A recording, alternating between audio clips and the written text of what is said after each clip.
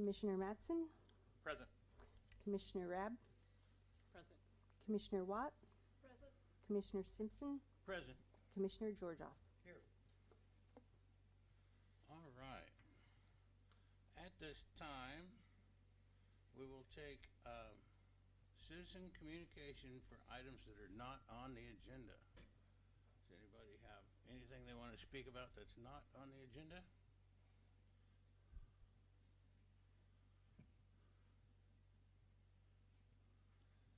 Okay, we'll move along then.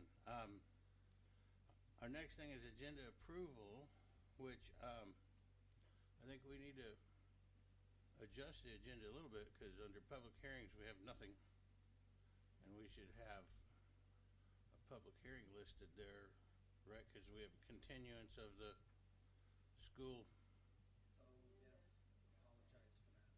So if we can amend the agenda to show the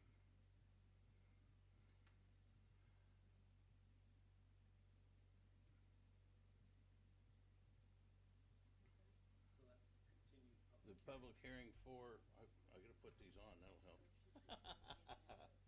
Item number 25-0171, so we'll stick that in there, is that okay, guys?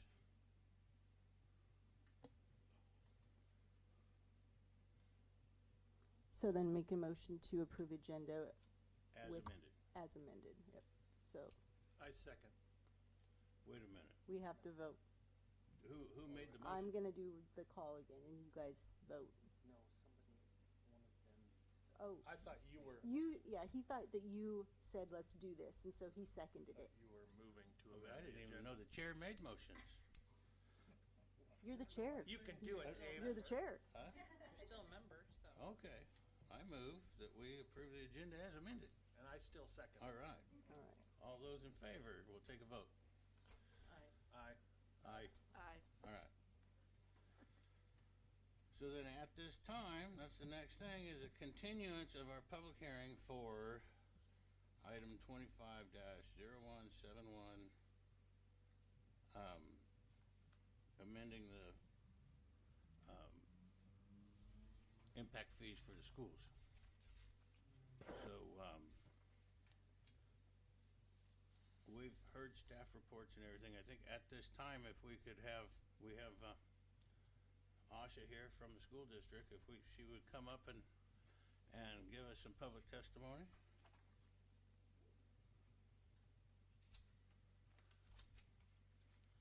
Thank you, Commissioners, for inviting me to your meeting. I apologize I was unable to attend last time. I hope you got my letter. We were having our school board meeting at the same time, so happy to be here.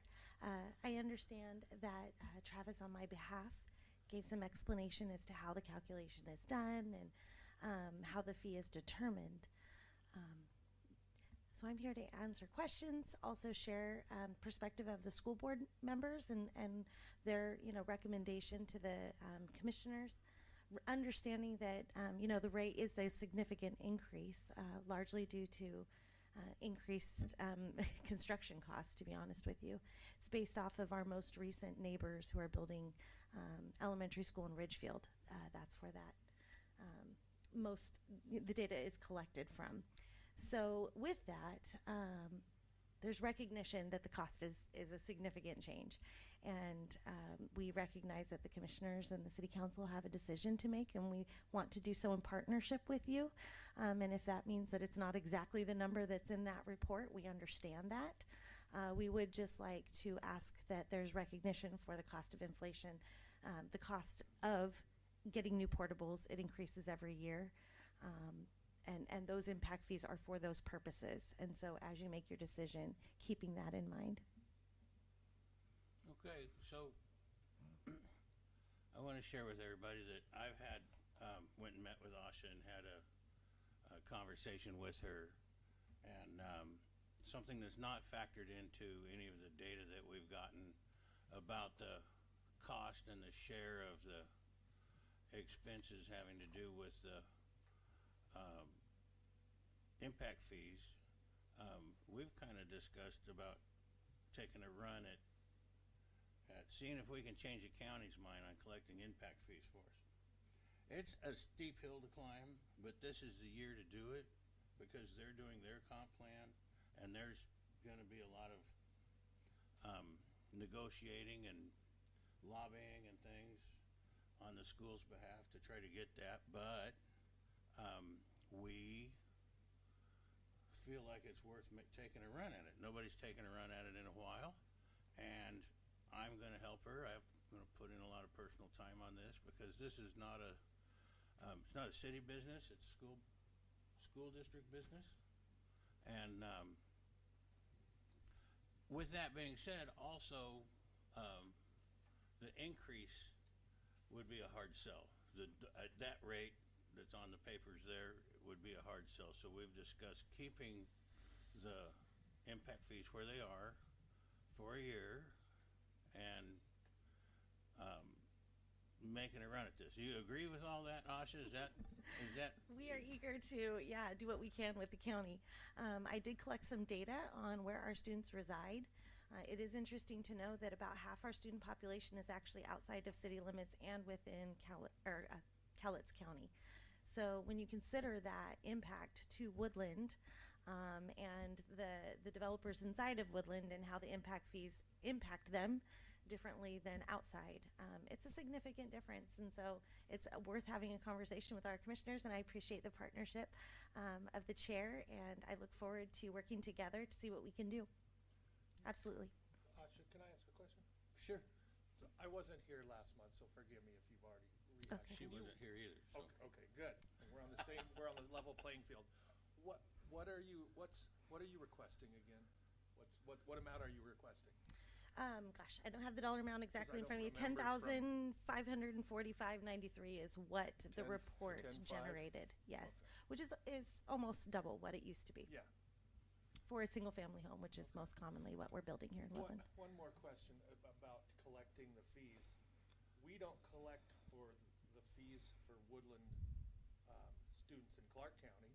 We don't. Clark County collects it for them. Right, and so Yeah. does Cowlitz also collect their school fees outside If, of city if limits? they were collecting They- impact fees, they Clark would is the collect. only county that collects the impact Oh, it fees. is, okay. Yeah. Yes, Because so That's the that's whole why thing. we were There's- discussing. There's no. I work for Clark, so I just assumed they all The- did it. No, Yeah. So- there's The no impact- impact, there's no school impact fees collected All by of the the county. impact fees are based on the GMA. Yeah. And if you're having Oh, and to, they don't if you're having to participate do in the that, GMA. Cowlitz Got it. County doesn't Yeah. have They don't fast Yeah. enough growth that they fully haven't had to. They don't fully. plan under the Okay. GMA. Yeah. Yeah. But they do plan under the GMA. But there is a workaround to be able to collect through the Cowlitz County for all of the different impact fees through SEPA or something like that, Yeah. if I remember right. But so they could be, they just don't want to. Right, because we're doing it for them. Yeah. Well, And so it would be Or a lot, nobody's doing it. it would be a lot better if everybody's pulling on that rope, you know. Right. And- Okay, so it's a house in unincorporated Cowlitz County within the Woodland School District does not pay any impact fees. Correct. Got it. well, and also inside the city limits anywhere in Cowlitz County, because they're not under unless they're planning under the GMA. Right. But yeah, so if realistically, so if the city of Woodland didn't change ours, would our Clark County families that are building then be paying, because I know this formula is based on Clark County. So I would guess that Clark County is going to still, if they build a new home in Clark County, they're gonna go off of Clark County's thing. So what you end up with happening if we leave ours where it is, Clark County is gonna be at this rate, we're gonna be at the one we're at, and Cowlitz County is gonna be paying 0.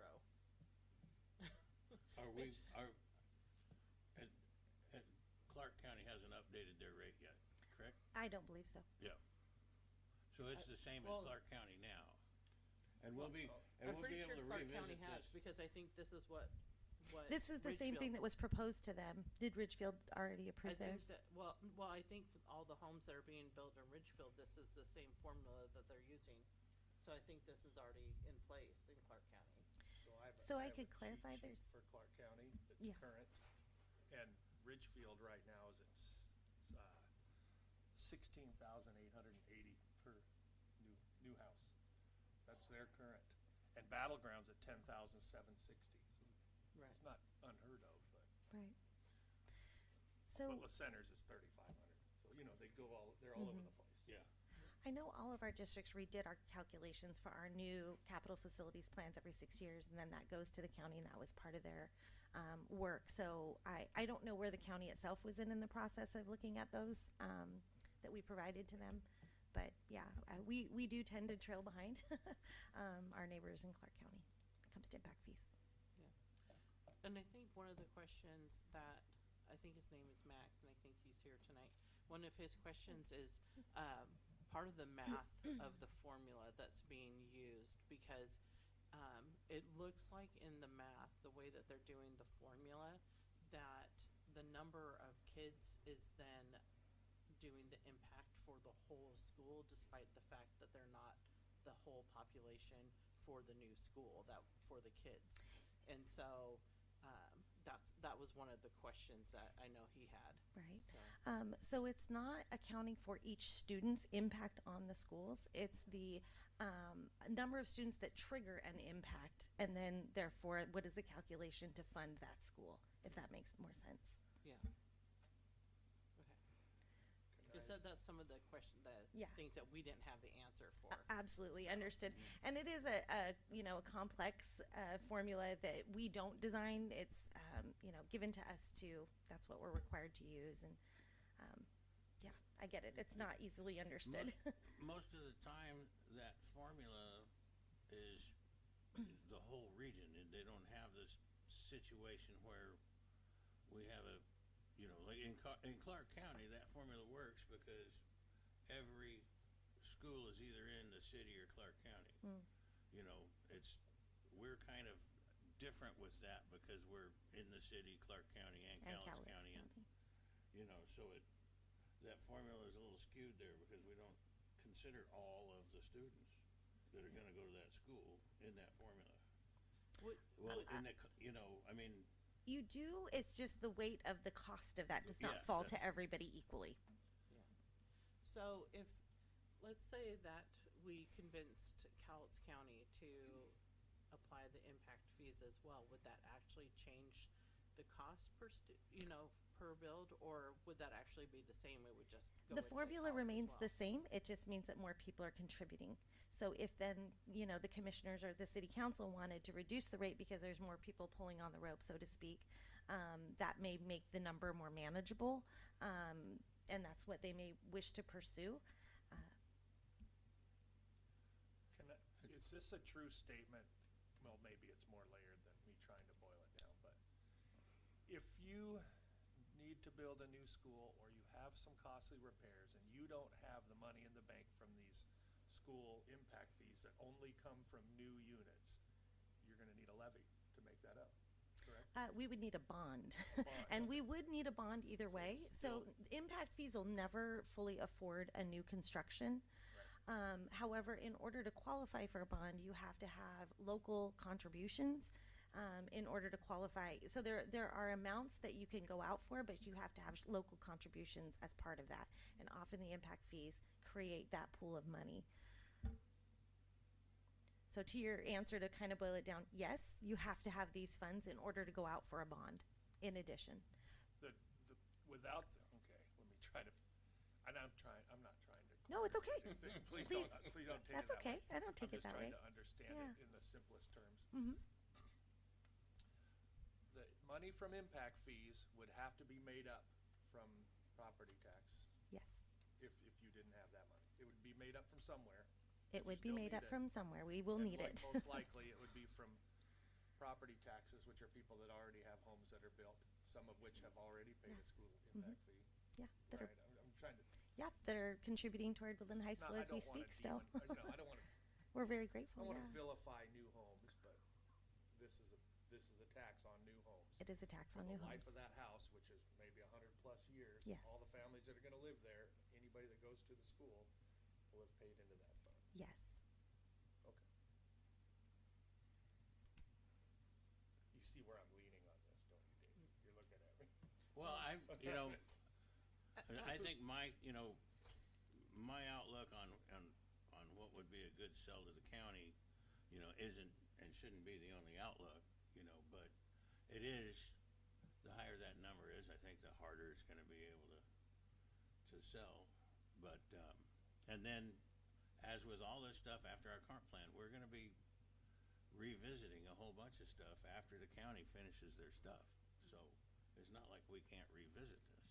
This isn't locking anything in for a long period of time. But the other thing is that part of the reason why it's a big jump is because it hasn't been revisited for a number of years. So this isn't a single year jump. This is, isn't it 6 years ago? Yes, every 6 years. Mhm. Yeah, so this is a 6-year period. So you're not doubling it. I mean, it looks like you're doubling it, but you're not doubling it from a year ago. Right. I mean, it looks like you're doubling it from a year ago, but they haven't changed in 6 years. This money can be used for, its capital infrastructure. Does that includes, just so I'm clear, that includes major repairs on It existing does buildings? not. It does not. This does not include So- major repairs. So impact fees can only be used for accommodating our new students that were impacted by. So for instance, at North Fork Elementary, where we are getting a lot of development next door, we're putting in a new portable. That is fully funded by impact fees. However, the new roof that's necessary over off of the playground at Columbia Elementary, impact fees could not go toward that. That is not housing. Interesting. So it has to be providing new space to accommodate the new students is the basic premise. And for example, when the high school was built, the bond was a certain amount for the high school, and then renovating the middle school was part of that. Mhm. And there was some other, I think, capital. Yale Gym, some other yeah. things, yeah. And so there was a number of things that went in the bond, but they still had the impact fees that went for it as well. Yes, but impact fees can only be utilized for new spaces, Right. is how I would frame that for you. Okay. Yeah. Okay, any other All questions right, I can answer anybody for else you? have questions for Asha? We're still rolling with the public hearing, and we can have, The one thing that gets me that I would love to revisit at some point in time is for the part for the ADUs that are being built, because if you're building a 1-bedroom ADU, Mhm. that's likely going to be used as a mother-in-law Right, suite, most that often. kind of thing, Mhm. for a family that's. Yeah. It seems like we could do better with the ADUs, like Sure. being based on how many bedrooms are in the ADU. Sure, absolutely. Because when you're trying to build something for a family member to be able, because there's a reason why you're trying to move them onto the property. It's either health or finances or both. Yeah. And that just makes it harder to bring them in. And Absolutely. so- Yeah, and again, the school district, we're in support of you guys having to make some of those hard decisions, and we're not stuck on these numbers. They're just the numbers that are produced by the the calculation. So recognition of what you're saying is accurate. We would agree with that.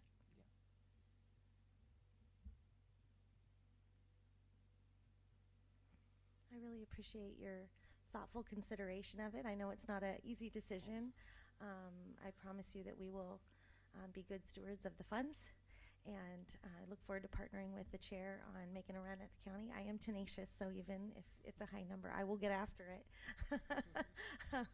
in a kind and way. But I do agree it would be very helpful. And like I said, the statistics when I was looking at where our kids reside it's pretty telling, I think. And I think to the chair's point, a lot of the burden is falling on a portion of our community.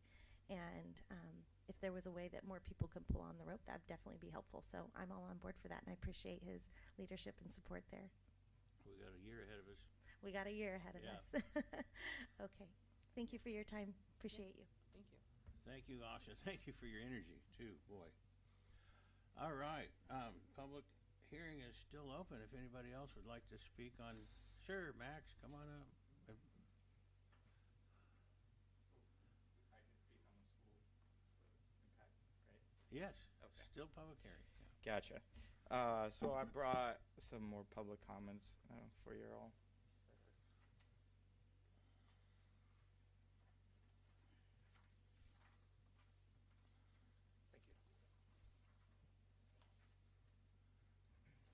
Thank you. Okay. So thanks for keeping this discussion open. Before I kind of prepared this here, but just initial feedback, I would just say, big picture, 100% agree with you, David. After contemplating everything that's happening, I think the county correlation to what's happening, City of Woodland residents are essentially funding, Cowles County kids. So just initial feedback though from some of the comments I'm hearing from Asha, and this is one of the things I keep having trouble with. The equation that's being used, I find the equation to be extremely simple. It's in the memorandum there, and you can easily track it down step by step, right? I find the equation to be extremely easy. The issue that I'm having, it's not the equation, it's the variables that are being used as part of the equation, right? So when the factor that Asha says increased in cost, we haven't done this for a long time, are the contributing factors towards the SDC fees. I'm seeing that it's not inflation, that it is not, the prolonged period of time. It is simply the variables that are being used as part of the equation. One of those variables is when the school district says we would like to build a 400 student school, but they're showing only a capacity need in 6 years of 161 children, right? The impact in 6 years is going to be 161 children spot, but the school is requesting 400 seats as part of their equation. And in that equation, that 400 seats, they say, okay, 400 student capacity at 100, Travis, can you scroll down right there? It's right in their memorandum there. Is how they're calculating their equation.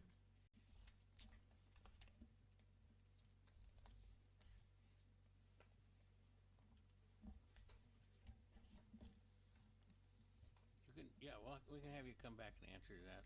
Yeah.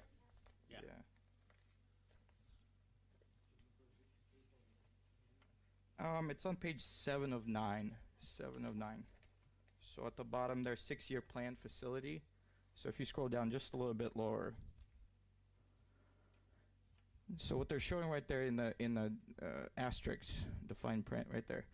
The cost is based on $600 per square foot and 120 square foot per student. So the initial variable that they're using is 400, right? So they take 400 students, even though they only need 161 capacity, but they're taking 400.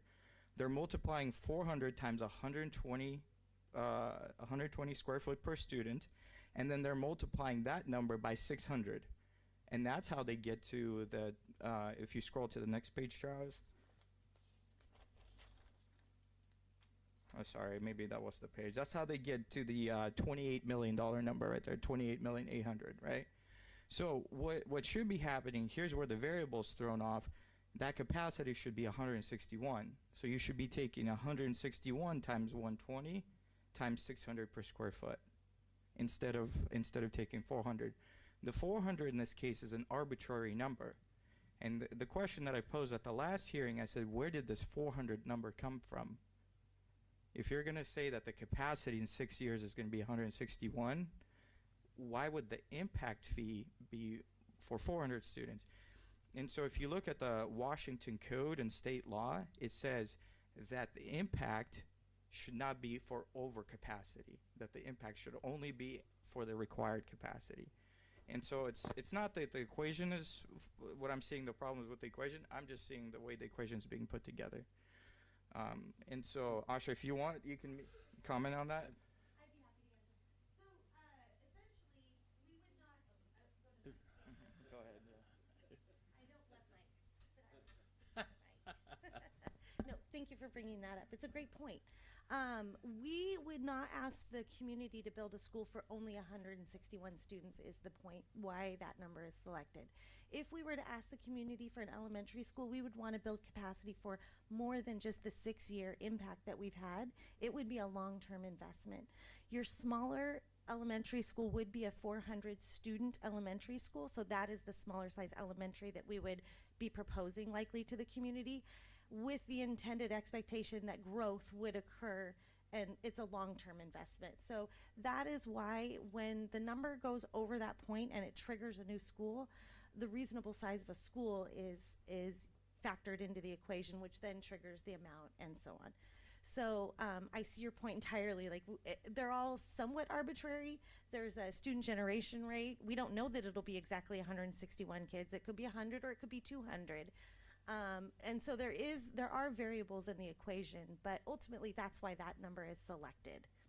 I don't think the state would write an RCW that would say you need to add every 6 years. You need to build every 6 years. I think the state would say plan for what's appropriate, and we see this all the time where something gets kicked down the road, i.e. the interstate bridge, and now it's going to cost that much more.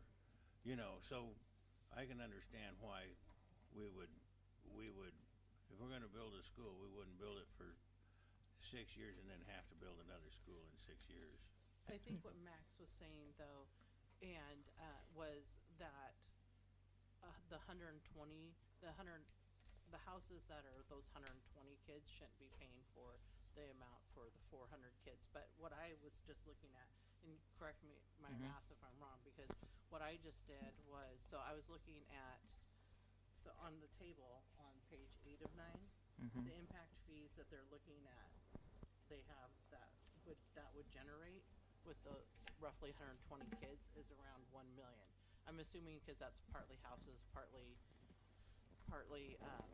apartment buildings, which has a higher fee with that. And so you're thinking that they're paying the amount for the 400 kids, but they're not, because if you multiply the 600 times 120, the 600 per square foot times 120 square feet times, and then let's say, and I used the 120 for how many children that you have, that's only, if it was all homes, it would be 720,000. And the impact fee that's on page 8 of 9 is 1 million. For 400, you'd be looking at 2.88 million. So it isn't, they didn't take the school and divide it by 120 to get how much it should be. You have more, if you have 400 kids that it impacts, then with the trigger, then more impact fees are then already in there that you don't have to get a bond for. Does that make sense?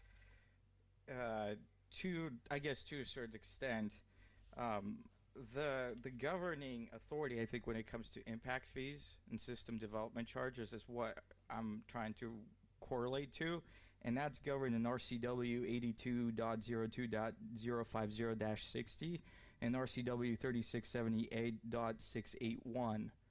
And I mean, this is, impact fees are one of those topics that, there's been multiple, I mean, it's been cases that went up all the way to Supreme Court, and it's always comes down to what kind of impact are you producing and how much are you being charged for that impact, right? So give me those numbers again so that I can. Sure. So RCW 82.050-60 and RCW 36.70A.681.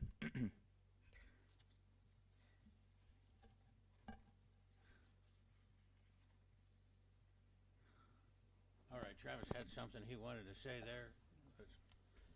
I also wanted to point out that there is an additional wrinkle that isn't necessarily clear when you're looking just at the calculation, and that is impact fees can be applied to any expense that's associated with capacity expansion or debt associated with past expansion. So for example, Woodland built a high school, and when you're modeling the high school, you would take a look at, okay, you need a certain number of students before you invest in a high school, and the total high school, if I remember correctly, they only built half capacity at the high school. But they had the critical mass where you invest in a gym, you invest in a cafeteria, you invest in a theater, and then you build a wing of classrooms so that when you build the other wing, you already have your oversized gym, you already have your theater, you already have your library and cafeteria in place, because that's a fixed cost, whereas the additional capacity of that classroom wing is substantially lower. And ASHA and the school board could technically take all of the money that they get for impact fees and not spend it on an elementary school. They could pay off high school debt, because it is also capacity related debt that was incurred due to growth in the school district. They could then turn around and lower their tax rate and their levy rate and their bond debt and save the taxpayers money, so the existing taxpayers would have a reduced workload or debt load, because new development is paying for their investment that was made 10 years ago. Does that make sense? Is there a cutoff time for impact fees that they have to be used by? That is a great question. I can find the answer to. I don't believe so. Typically, it would be 3 years unless it's for a specific capital improvement period. So for example, if the capital improvement program is for the next 6 years, they could theoretically wait until 6 years and then have to make a decision with those funds. But it's a constant rolling. So for example, ASHA pointed out, if they already have $550,000 worth of impact fees, if they were to buy and install a portable and those funds are used, the fact that they haven't built an elementary school is not relevant, because it was spent on capacity related capital investment. So it would be to return those funds if they weren't spent is logistically possible, right? Because the developer's gonna increase the cost of the house so that the buyer of the house pays for the impact fee. So, I mean, not to be entirely developers are villains, but the thought of them collecting the impact fee under the house price and then keeping the refund on the school impact fees would bother me, right? And this did come up with Clark County when I was there, because there was a settlement about overcharging of building fees and impact fees. And that was the question: do you return it to the current owner? Do you return it to the developer who paid the fees? Or do you pay it to the builder who paid the fees at the time of building permit issuance? If I can expand on what I know, Travis, I think you're talking about is I actually did some development in, for example, City of Tigard, and when they're calculating their school and or park fees, they have an SDC fee, but it has an underlying categories underneath of those. For example, they'll have a school reimbursement SDC and a school improvement SDC. And what that means is, for example, the reimbursement fee applies to everything that was developed in the past, right? So when you're going to pay your SDC fees, you know this reimbursement fee is for everything that's been historically developed. And this impact fee is now for everything that your family is contributing towards the new impact, right? So most, I would say, large jurisdictions around us have that clearly broken out. And why is that important? Because it clearly quantifies, when you're as a resident moving into an area, what is going towards the improvements that have already been installed and what's going towards future improvements. In the case that Travis is talking about right now, there's ambiguity. For example, OSHA's collecting $1 million worth of SDC impact fees, but instead of building a new school that's required for the new resident that's going to have children and bring, require capacity, OSHA takes that money and spends it on past debt. Right? And so how fair is that to you as a resident? You're moving into a new community, you're contributing, you're bringing children impact, and then it's serving past residents, past impacts, past debts, but essentially no capacity has been created. Well, I mean, you build for overcapacity, so even if it goes to past debt, it's capacity that still has been created. But it may be the difference with Tigard could be Oregon law versus Washington law as well. Yeah. That they have to separate those out when they do them. If only we knew a Clark County guy.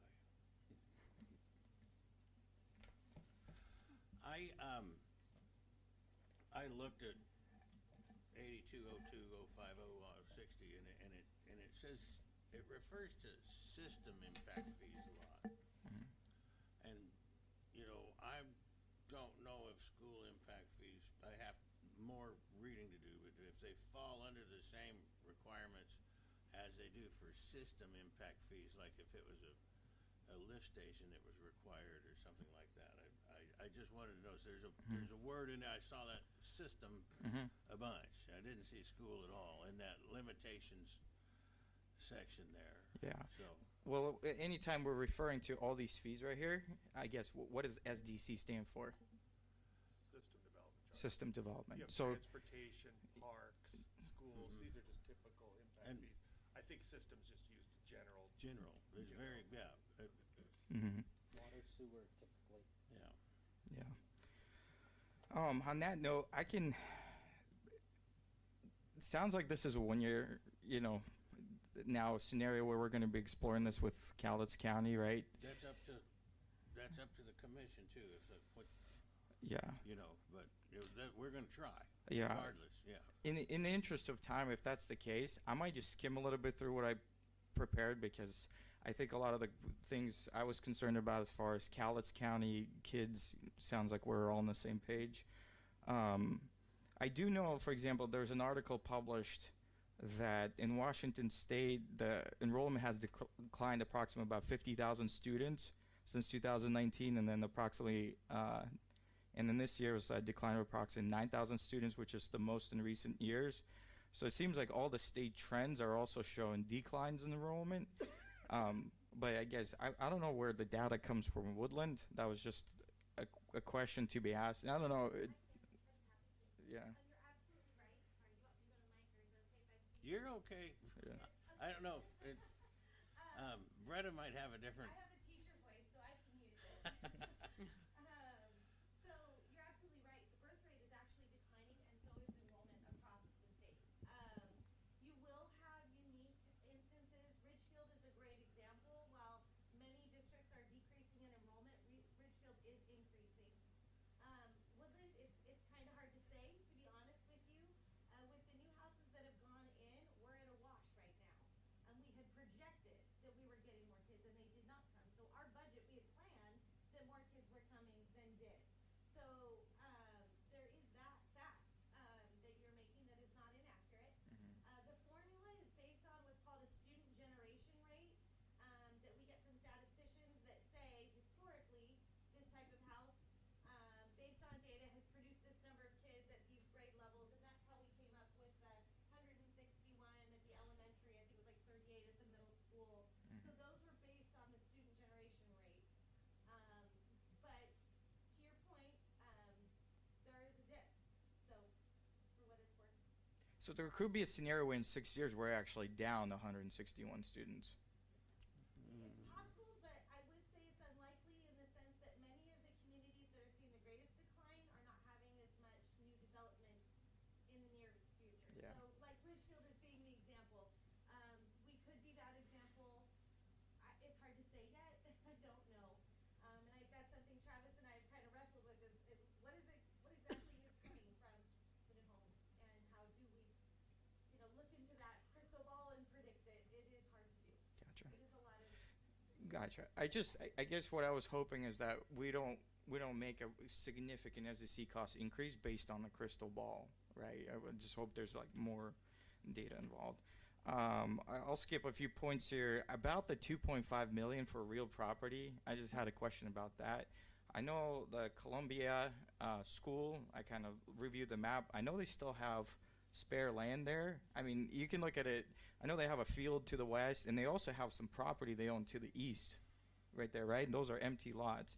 Now, there's a purchase for 2.5 million of real property, but when you have already property that you can build out for capacity, so why would, what is the, do you need to spend that 2.5 million, or can you use the existing property? Why is it not being used? In order to build a school that size, we couldn't probably accommodate it within the space that we have.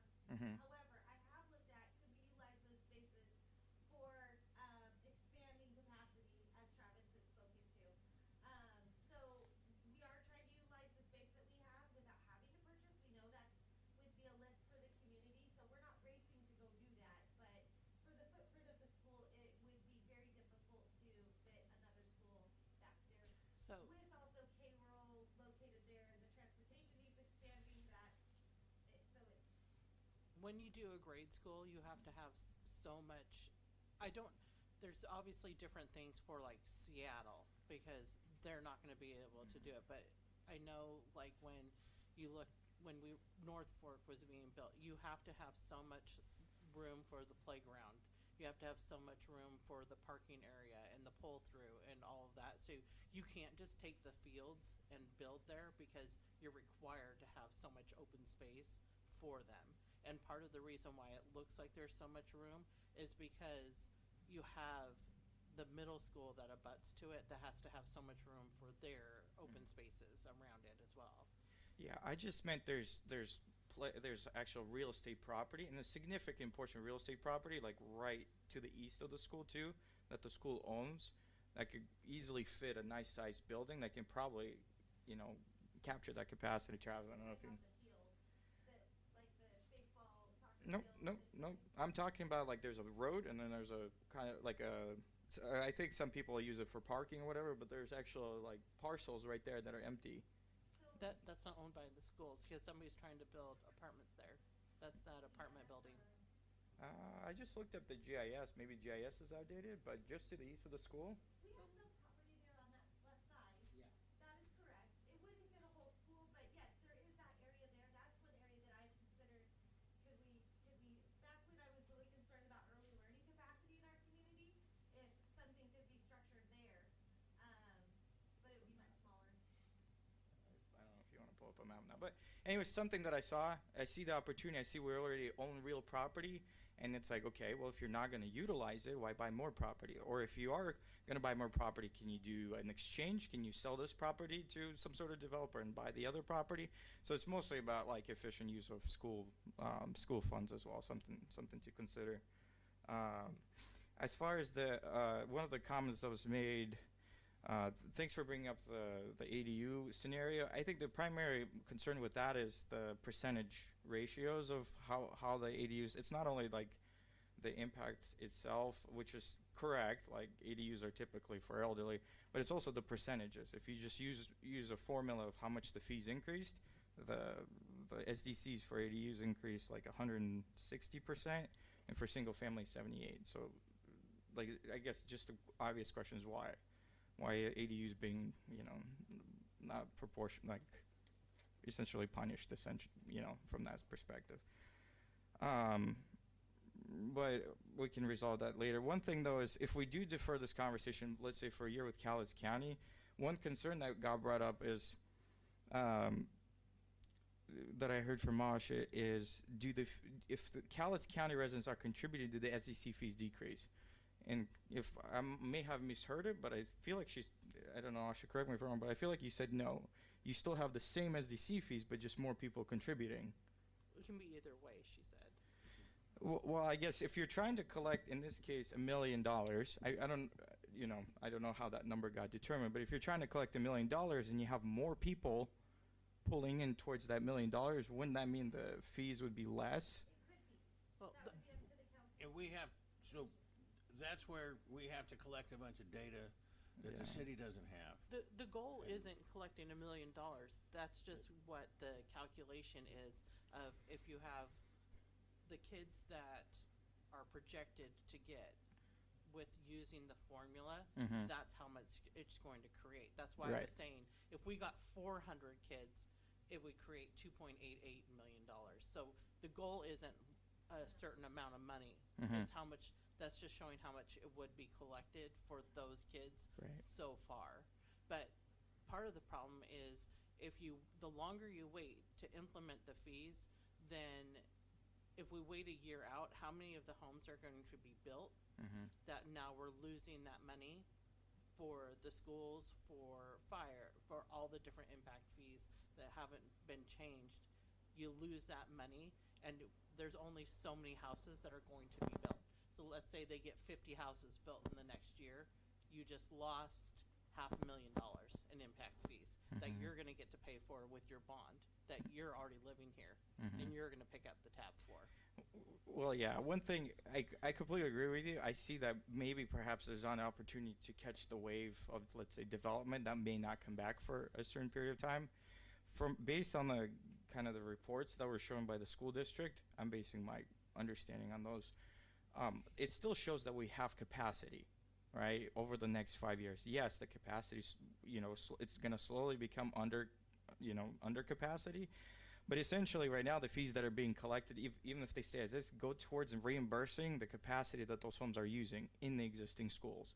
And then in the future, if there's another boom, that's when you capture that. And that's why I think, based on my understanding of the actual Washington state law of school fees, that's why they have to go up incrementally. You show a need for capacity that particular year. What is that need?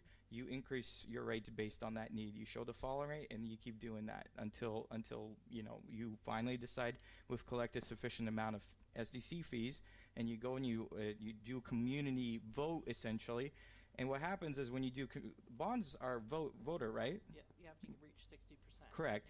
And the reason why this works, the methodology I'm explaining works, is because if the voters feel that impact of, like, my students can't attend the school, there's capacity issues, they are more likely to vote to approve it, right?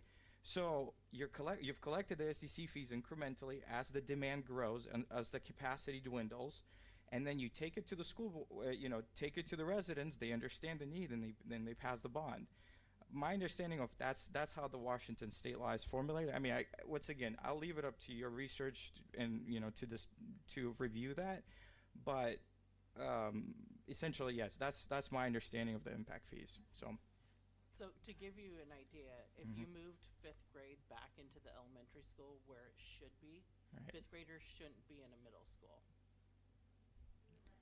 And if you put 5th graders back into the elementary schools, we are above capacity, and that we would already hit the triggers.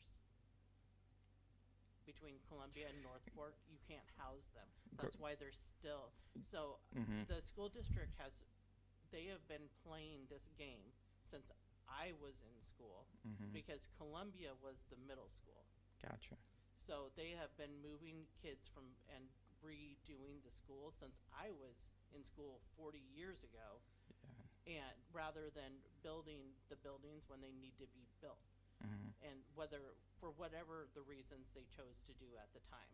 So North Fork was originally built as an elementary school, but it was the Woodland Intermediate School. So then you had K through 1st grade, I think, 1st or 2nd grade in what is now Columbia.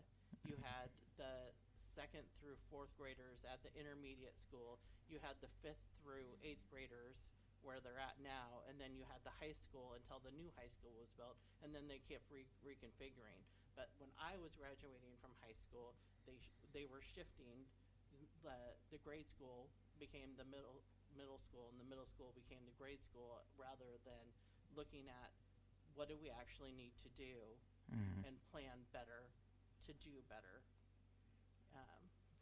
And that's a really fair point. And I would say, in that case, quantify it, right? If you're going to write a report, show the students from the middle school being transferred to the elementary school, show that the 5th grade capacity is in the elementary school and rewrite this impact fee and calculation report based on that. I think it's in the report somewhere that they were talking about bringing back the 5th graders to the elementary schools. Right. And if once again, I just want a mathematical trail essentially Right. so it takes all ambiguity out of it. Right. But I think your biggest concern was that you were thinking that you were trying to meet $1 million goal, and they were splitting that out between a certain number of kids, and like as if the other 280 kids, they weren't paying into it the same way. That's what I was hearing from you the last meeting. And Not quite. It was. Sorry, go ahead. I do have people signed up. I don't know if they're signed up for this topic, but Yeah. I do have people signed up, Max. Agreed. Yeah. Okay. Mind if I just throw one last quick idea, and I'll be done. So there's a land opportunity near Horseshoe Lake Park, and there's a community pool scenario. If there is an idea for development, maybe buy that land for the school, combine it with the pool, build an elementary school with a pool, and then have it be accessed by the schools, districts, for that pool, and then pull the bond so it covers all that, and then that way all the kids have a community pool in the area. So, Asha, how many acres does it take for the school? Gosh, that's a good question to ask me, and I don't know off the top of my head, but I don't think it would fit there. Yeah, I don't either. 10 acres are all the other schools, Columbia, North Fork, and that property with underneath the library is about 9 acres, and with the pool, it's 9 acres total. So just thought I'd bring up that idea. So thank you. All right. Thanks, Max. All right. So we still have an open public hearing, and I have some people on the sign-in sheet. Were you here to talk about these school impact fees? No. Okay. I ran Max off for nothing.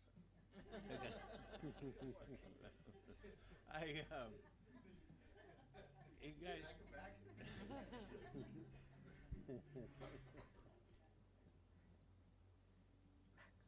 Thoughts? What do we want to do? Want to start at one end of the counter and go down? I think Max makes some good points, and I think I saw, when I watched the last hearing, I believe you're an engineer, Max? Yeah. Right, you're breaking down all the calculations and stuff, which is very engineering, and I appreciate that perspective. Are we moving into the action items, or are we just We're still still- in the public hearing? We're having discussions while it's public hearing, just in case we need somebody to come back. Yeah. So, But I do support the increase in school impact fees. It is, the nature of the funds are limited to a small application, that can't be used for a lot of different things, And I know that the school takes a lot of heat for not budgeting the money they get, but for these school impact fees, the limitation on what they can spend it on helps limit that discretion, or it helps me feel like it's not wasted unnecessarily. But those are my thoughts. should I close public? Okay. Then at this time, we'll close the public hearing portion of the meeting. And we can move on to action items. And for starters, we will approve the minutes of the December 18th Planning Commission I meeting. move that we approve Thank you, Asha, thank you. We're actually gonna, it's an action item down here, I don't know what's gonna happen. I move that we approve the minutes from December 18th with the change that it was our chairperson who opened the meeting and not Brian Mattson. I didn't see that. So, Oh, okay. I wasn't here, I can't. Second. all right, motion been made and second, all those in favor? Aye. Aye. All right. Now, action item, ordinance 1579 to amend ordinance 1431 for collection and circulation of school impact fees. What do you guys want to do? You've heard what I'm gonna do. I feel like, one thing, I feel like I haven't seen anybody more passionate about a topic in a long time. You know, and I really appreciate the knowledge base you guys bring. So, I support the increase. However, I do recognize it's unfair for the city of Woodland to be subsidizing the Cowlitz kids, right? But I don't think that that's the school's fault necessarily, so I don't want to penalize them for that. I like your idea of working with Cowlitz County to get them to kick in, but in the meantime, there's an opportunity cost for delaying that a year, right? Max was talking about the next wave of development, right? That isn't insured, right? I think we need to get what we can get while we can get it for the schools. It's an opinion, and that's why there's 5 of us. We can have different opinions. I agree. I would like to, at some point in time over the time, I would like to look at the ADUs and look at doing a different schedule for how many bedrooms are based on the ADUs. I agree with Because the I see no fairness of reason that. like a 1-bedroom couldn't be less than a 2 or 3. I mean, the state is making it so basically you can make an ADU that's bigger than your house and just switch them. So, like, it's gonna get crazy if you have the property to do so. But for people who are trying to do a small 1-bedroom unit that's not likely to have the impact that someone building a 3-bedroom ADU would do, I think it's more fair. But I don't know that that has to be decided with the initial piece either. It can also be worked on.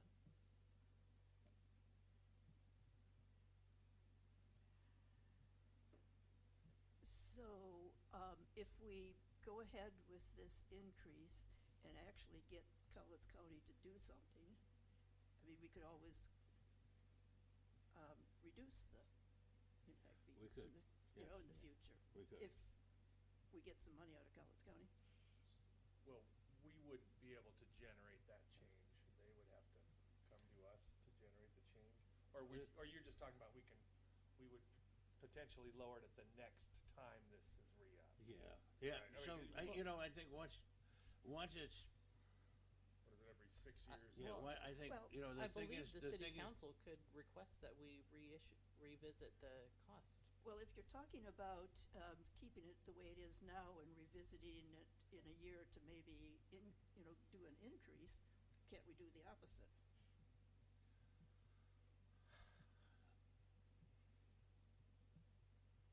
I would suppose so.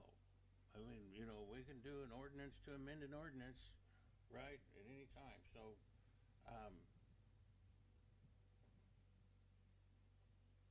I don't see why not, and that's kind of the theme of it, is if we get everybody pulling on this rope, because there's so much county impact, and there's gonna be more county impact, and we've seen it. I don't care where you are, you see it, and,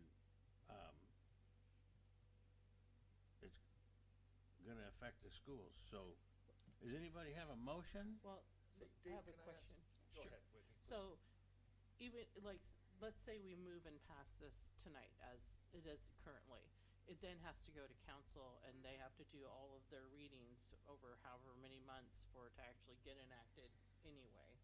And I Yeah. mean, we can pass it on, and they can say no. Right. Or they can say, no, we want Yeah. something different. They can modify it, they can do whatever. Yeah, right? They So- can. So let me ask you this, Dave, if you think that we adopt it, and do you think that will cause a lack of motivation in the schools to help you get Cowlitz to pay for it, because they've already obtained? No, I what they don't. were- I think, Right, well, I already got it, I know, don't know so Michael Green I'm not gonna run tried through last, brick walls with Dave. if no, he's already got it. Michael Green tried last. I don't know how he tried. I know he was liked at the county level. And there's different commissioners now, county And commissioners. there's different commissioners now, and there's, you know, this is gonna be a grassroots start with meeting with everybody and talking to them about everything, and, you know, we're gonna have to have dialogue with the county because they're updating their comprehensive plan. Part of this will be getting them to adopt the school's plan in their comprehensive plan, and, you know, that's gonna be a little bit of convincing, but, it really comes down to how much the builders associations and things are gonna be, leaning on it, to be honest with you, and that was kind of why I'm like, well, you know, what's the easier sell? But, that doesn't mean we get it, and that, you know, and I know we've got a lot of building permits coming across the counter. This'll take at least 2 meetings, first and second reading, to do. We have a lot of, we have a fair amount of school moms, kind of people on the council, pro-school people, in my opinion, on our council, so I don't see where it's probably gonna get hung up much. But, anyway, if you guys, you know, I'm not gonna complain if the number's higher and, you know, I have to go sell a bigger number.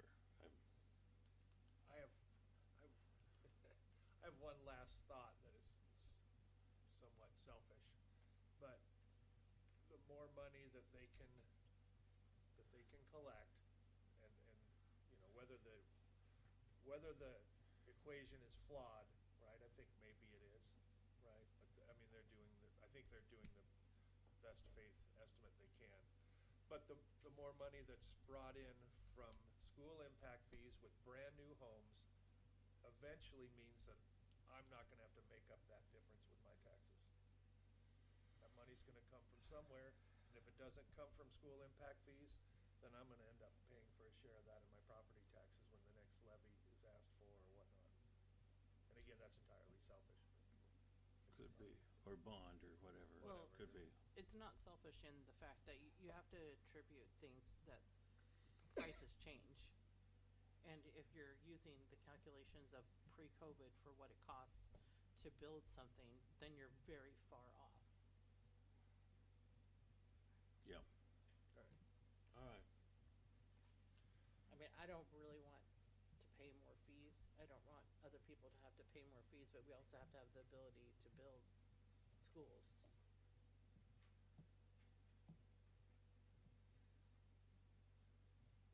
You want me to, okay. I move that we, adopt the ordinance as currently written. Second? All right, motion's been made and seconded to adopt, I have to do all this, ordinance 1579, amending ordinance 1431 as presented. All those in favor? Aye. Or we need to do an extra. Do you wanna call I us think you out for probably that one? should call a vote, All right. just because. Commissioner Mattson, Aye. Commissioner Rabb, Aye. Commissioner Watt, Aye. Commissioner Simpson, Aye. Commissioner Georgioff. Aye. All right. I thought there would be some dissenters on that. There's, I mean, it's, No, I respect your guys' opinion. I'm still gonna do it, you know. Oh, yeah. good. I I am. hope you make progress, I really do, I- 'cause that's unfair, and I don't know what to do about it. I hope At you can least- compel, hopefully I at hope least you make can some compel friends. them to- You know, all right. You're asking Cowlitz County for money, I don't know if that's the way you wanna lean into friendship. Well, we're not asking them for money. We're asking them to contribute the correct Right. way. I'm gonna keep this baby moving tonight. Can we find out what the people who are wanting to speak for? 'Cause Okay. I doubt, I'm gonna guess they're not here for the childcare zoning, so can we switch I- things around so that they don't have to stay the They whole might time if just they be don't want here to? just for something to do on a Thursday night. But I don't don't know. you have a list of Are you- people who wanna speak? Are you guys here for the ADU stuff? Yeah, that's why I Okay. wondered, yeah. So, you guys wanna make a motion to flip the schedule? I move that we move up the ADU discussion. Second. All those in favor? Aye. All right, let's rip into it. So, Travis, you wanna put that up on the screen? We have a different format tonight.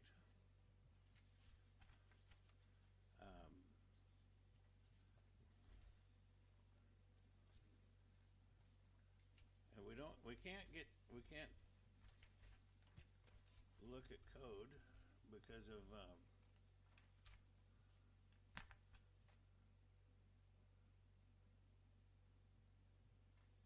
there it is. Just zoom it up a couple clicks. So instead of having 15 pages of PowerPoint, we have it all in a let's compare, side-by-side comparison column. And so I guess we got people here. Obviously, you guys are aware that there's been House Bill 1337 that's required us to update our stuff, and these are shalls. In most cases, they're not shoulds, so we shall have to allow 2 ADUs in zones that allow single-family homes. We've had some discussions about do we need to change anything in mobile home park codes and things like that, and I looked at it and I don't see where they can squeeze another unit into a mobile home park in this town to save their lives. But other than that, we'll have to update our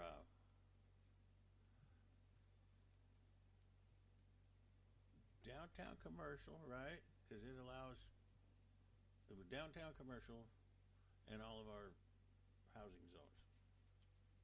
Why does this apply to downtown commercial? The single families allowed downtown. Oh, it is? Yeah. Oh, I did So not know that. our LDR, If they're under 2,000 square feet, you have to allow one, and if it's, is that right? If it's above 2,000 and then above 6,000, is that what it is? Are you talking about the existing zoning where it allows them, or What, In- in there's, 1337? yeah, So there is no limitation on that. It's you have to allow to if it is a single-family residential zone. If it allows single-family residential, which for us theoretically is everything. okay. I thought that Not they had, just existing, but new, huh? yeah. Okay. I thought that there was a square footage of the lot There's written still in that RCW. I don't think there is. I'll look right Unless that now. was in our code and I was getting it mixed Oh, up. in our code, yes, there are standards in our code, but those are no longer, we can no longer apply those. Were ours 2,000 and 6,000? Uh, 8,500. And then there were also limitations on the size of a unit depending upon the size of your lot. So if you had a 12,000 square foot or larger, then you could do up to 2,000 square feet, I think is where you're getting that 2,000 square feet from. But if you have a smaller lot, then I think it was 40% of the primary structure with a minimum size and a maximum size. The state said we can't make more restrictive lot coverage requirements. You know, there's a percentage of lot coverage that we impose, and we can keep imposing that, but we can't make it stricter for any ADUs. So if somebody builds an ADU over their garage, it doesn't really change the lot coverage anyway. So Travis, I'm still stuck on this because I find it odd. So you allow new single-family residences in all zones in Woodland? no, Not in all of them, but under certain circumstances there are. So for example, like in the industrial zone, if there's an existing single-family home, it is treated like a LDR by our zoning code. Right. So under that, if you have a house, you Okay. could add 2 ADUs in the Okay, middle of I'm an clear now. industrial zone. I thought, I heard you say that new homes were allowed in all the zones. That No. surprised me. No. So, but Code's just so, back. if I can finish my thought, 1 second, please, sorry. Dave. Sure. So you can't do ADUs unless there's a primary residence on the lot. Like if you can't put an ADU behind AMPM. That is correct. Right, okay. Code's back. Okay. What's If that? you need to look up code, it's back online. Oh, okay, great. So, there went the thing I was reading.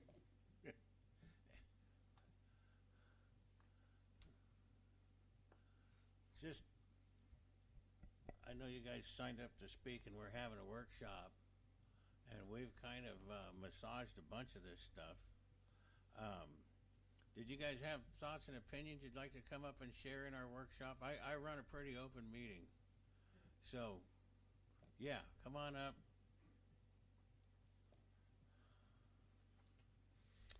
Thank you, Chairman Simpson, members of the commission and staff and the public. My name is Mike Wallen.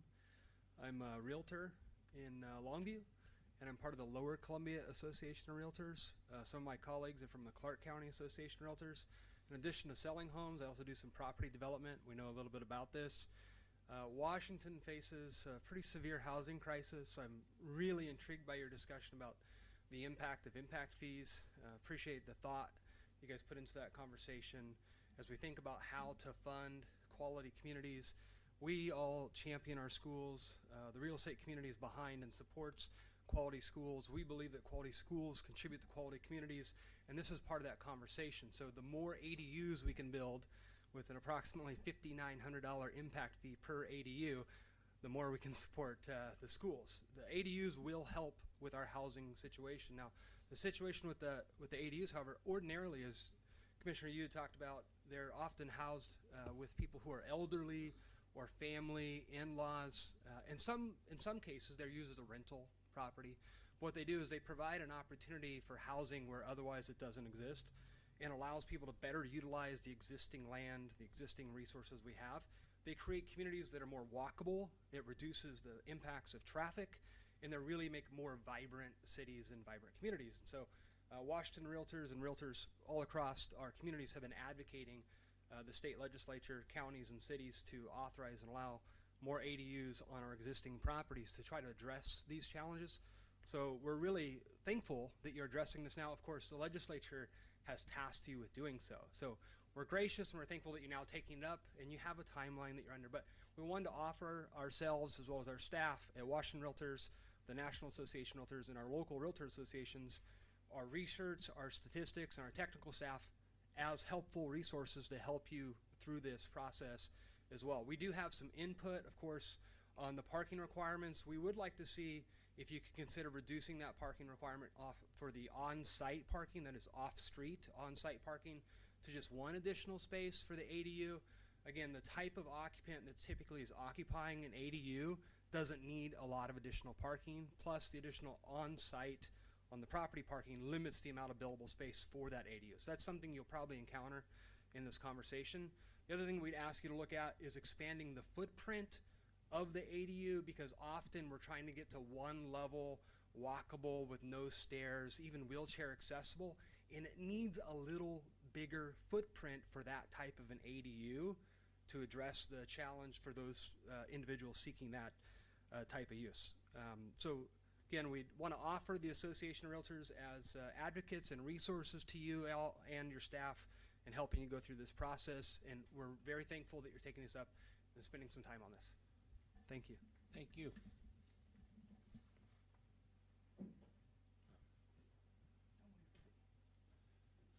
We will be holding a public hearing at this at some point, but you know, we're workshopping, like I say, information's power, right? So thank you so much. I'm Heather Renner. I'm actually a former Woodland graduate. actually went to school with Whitney. And currently I do live in Clark County. I live out in the Yakult Amboy area. I am also a realtor with Clark County Association of Realtors. I actually am also the Government Affairs Committee Chair, and I sit on the Board of Directors for the Washington State as well as the Legislative Steering Committee for Washington Realtors Association. So I'm echoing everything that my colleague Mike had said. I'm going to share more of a personal experience, and yes, I understand it's Clark County, and yet I think that we sometimes miss the aspect of the human element as far as what this actually does when we're looking at all the numbers. And certainly no disrespect, I'm not suggesting that you guys don't keep that in your thought process, but I actually have an ADU on my property. It is only a 400 square foot ADU. I am in the rural portion of Clark County where the only way that you can have that currently is through hardship.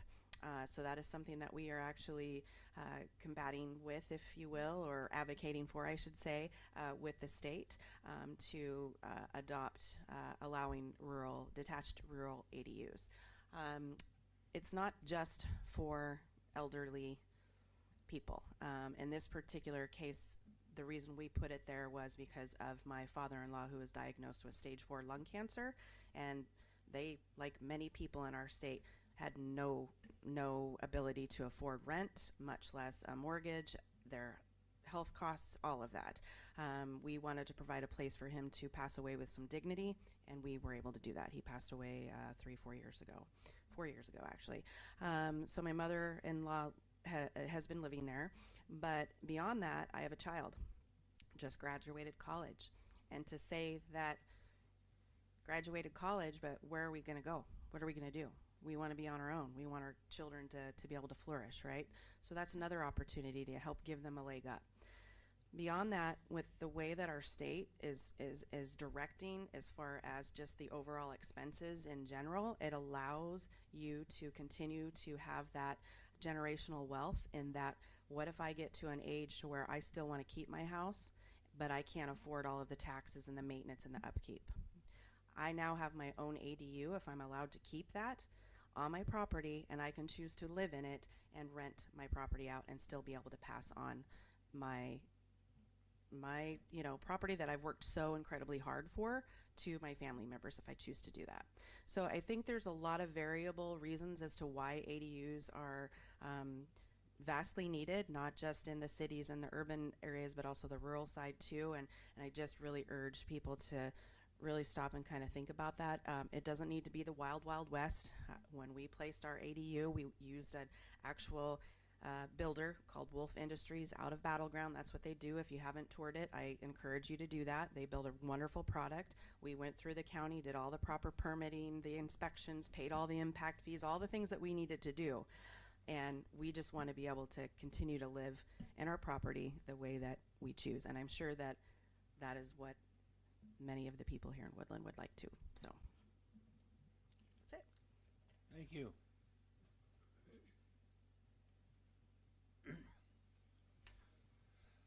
That was helpful. Thank you, guys. So I just have a quick comment for you. I work at Clark County. I'm a planner. He's going to rat you out right now. No, I'm not out. No, come on now. No, I'm not down with that. I'm not ratting anybody out. You can actually have ADUs in the rural area now. It just has to be attached to the main house. And you can do the attached part is kind of been liberally interpreted. We'll allow the attachment to be a breezeway. Yeah. So just letting you know that it is an option now, if you want. And just so you know, I'm not arguing with you. That's not consistent with some of the comments that we do get back. I was told otherwise.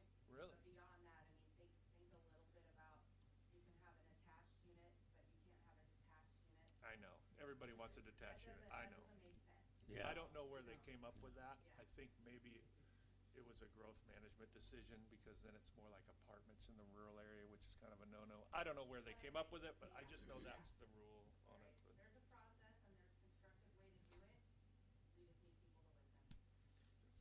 I have a question that I'm not sure if any of you guys can answer, but something I was thinking about when we were talking about this the last meeting is, how does it work when you can you can now sell it as a condo? when, like, obviously they're not owning the land that their building is on, like, how does the insurance work for all of those things? Like, I've thought about that also. I have no idea how that Yeah. would work, and it would be confusing. You'd have to do easements for all the shared utilities and stuff. It seems like a nightmare to me. I don't want to have to figure it out. I don't know how to figure that part out.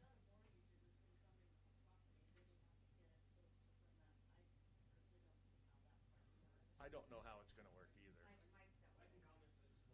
yeah. That's a really good question. The question is like, well, what if you do condo this ADU and then sell it? Now, other cities have addressed this. There's a couple of cities in our state that are well ahead of us where we're at now. I'd point you to the city of Lacey and the city of Longview. Both in the last couple of years have adopted pretty good codes on this issue, actually. And so at the end of the day, they do create new legal descriptions for the property to identify the separate types of property, the real property that is like the original house, so to speak, and then the condoed ADU in that case. They create new legal descriptions, separate them. Now, some cities decide, and as mentioned on the screen, this is a really good comparison. Whoever created this little chart, fantastic work, by the way, concerning the owner occupancy requirements. No, this is really good work.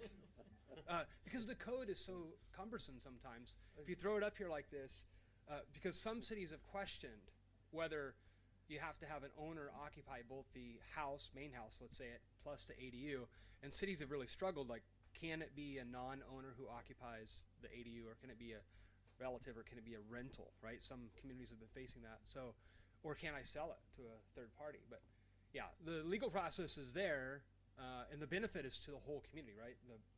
The more better, higher use, the utilization of the property, the better it is for everybody. But I would, recommend a couple other cities have some really good codes on this subject already that you can just borrow. So- you can borrow from. My assumption is, and tell me if I'm wrong, but if somebody, let's say they had a house and they did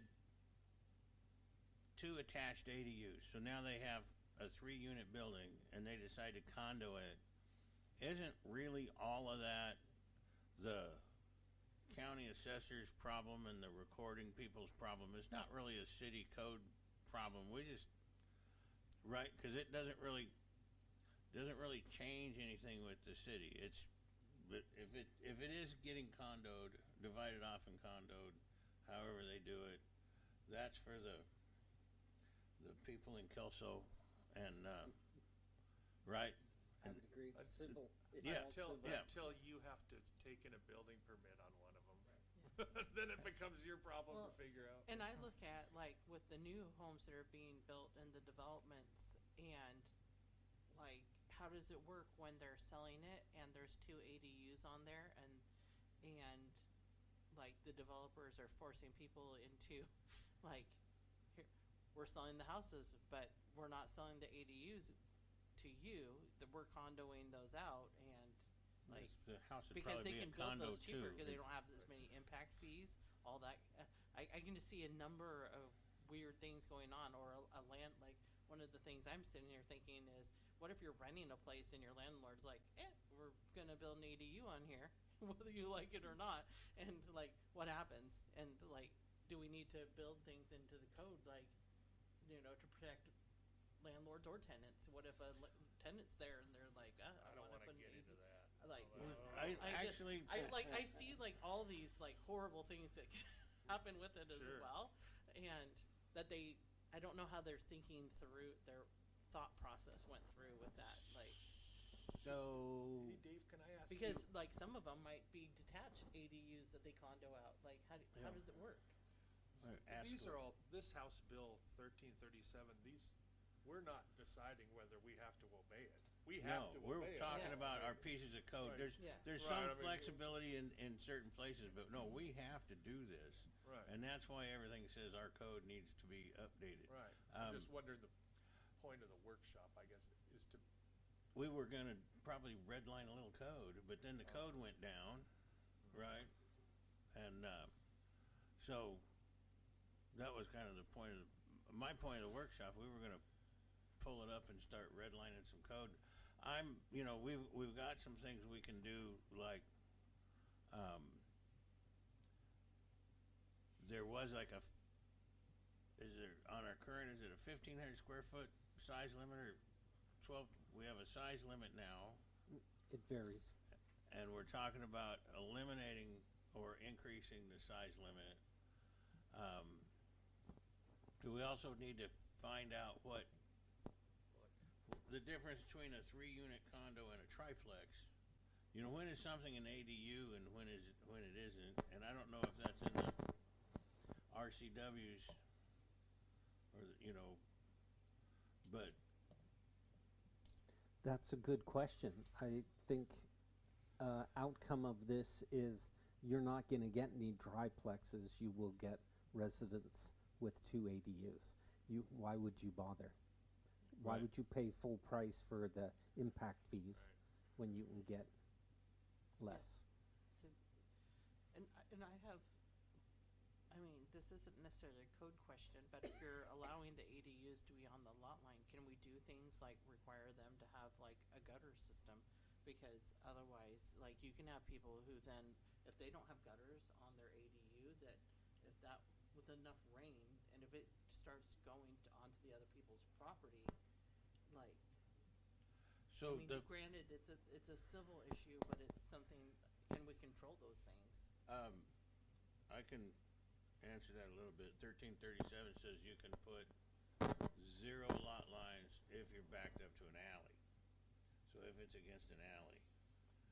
You So still have to capture your stormwater. you though, still that have all the particular- There's stormwater other regulations that rules, require that. would still apply. But if it was on a side yard or something, you'd have some setback as well. Yeah, but like on H, it says, a city or county may not impose setback requirements, yard coverage limits, retention mandates, restrictions on entry door locations, aesthetic requirements, or requirements for design review for accessory dwelling units that are more restrictive than those for principal units. So Right. that's not against denali, that's just, No, that's not, that are more restrictive than what we already have. yeah, So if right now we allow a 5-foot setback, we can't require a 10-foot setback for the ADUs. gotcha.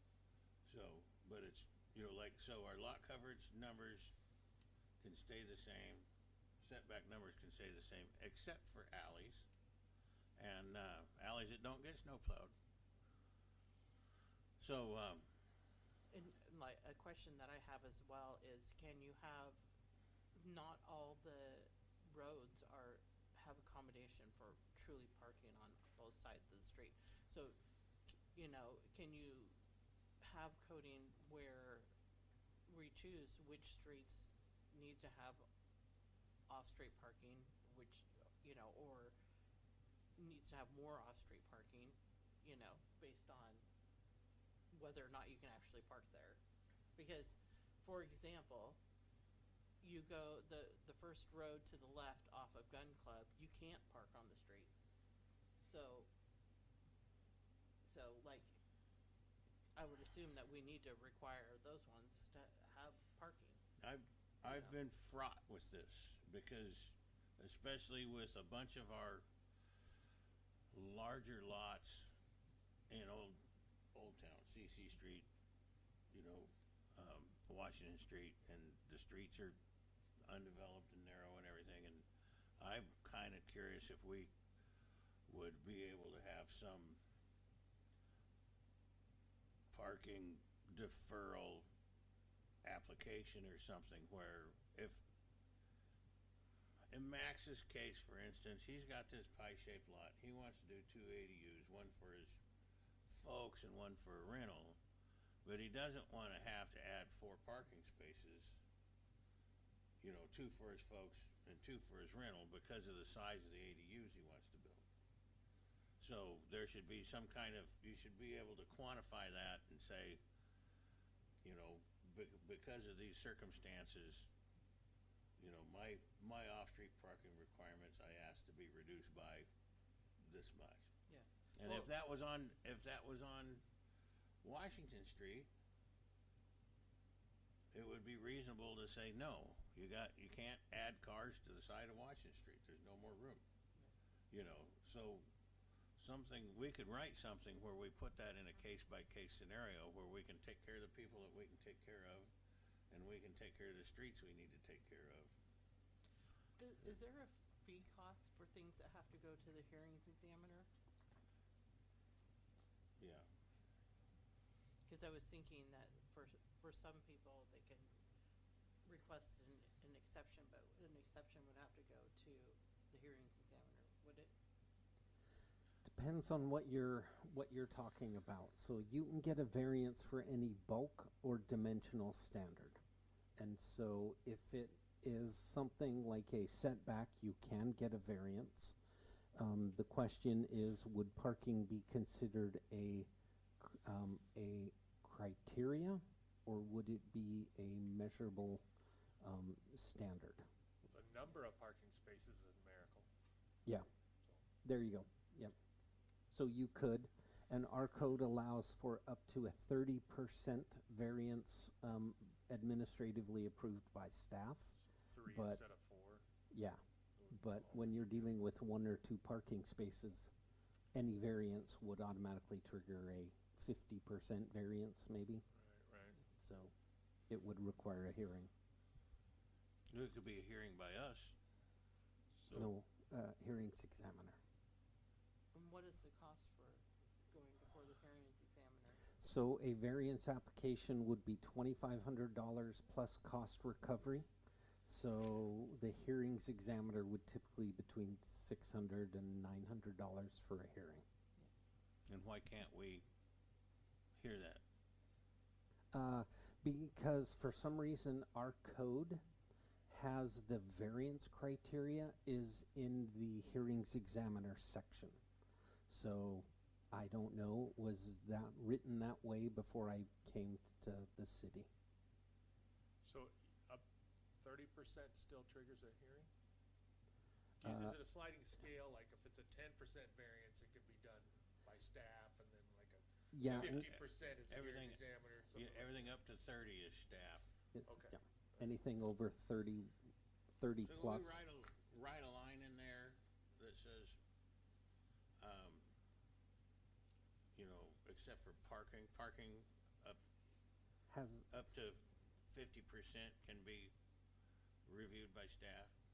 well, I think you could, but we'd have to take a look at, does it violate that additional standard that's not applicable to single-family residential? I think it would be easier for us to just talk about what you want and then write the code to reflect that. Because, for example, our parking code says that there is an ability for staff to flexibly apply parking standards based upon their best professional judgment. So an applicant can get a professional like a transportation engineer and say, it's going to be this amount of trips, and therefore we think the parking should be based on this. And that would be a defensible route that staff could apply flexibility, but it doesn't even outline what flexibility is for staff. I could just arbitrarily say, yeah, I'm going to apply it, and as long as I'm the planner here, that's the rule. So we're better off not requiring 2 parking spaces for any ADU. What That is keeps the- it simple. What does the House bill say that you can't, is it 1 per It- ADU? it says It can't be 2 spots per it's- ADU, it's It probably says- 1, right? So it's require off-street park. These are things that the city or county may not, Right. if Can't city require or county more than subject one. to the requirements of this section may not require off-street parking as a condition of permitting development of an accessory dwelling unit within 1/2 mile walking distance of a major transit stop. That doesn't Right. apply to us. Require more than 1 off-street parking space per unit as a condition of permitting development of an accessory ADU on lots smaller than 6,000 square feet before any 0 lot line subdivision or lot splits. Require more than 2 off-street parking spaces per unit as a condition of permitting the development of ADU on lots greater than 6,000 square feet before any 0 lot line subdivision or lot splits. I think it's fair, it's just my opinion, only my opinion. I'm still kind of a defender of Carr Island for Woodland, because it's not an urban area like Seattle where a lot of the don't have public transit, you know what I mean? I think there should still be at least one parking space per ADU. I think that's fair, and that's fair to your neighbors too, I believe, but that's just my opinion. Are you taking notes? So that code is actually up on the screen, our current code.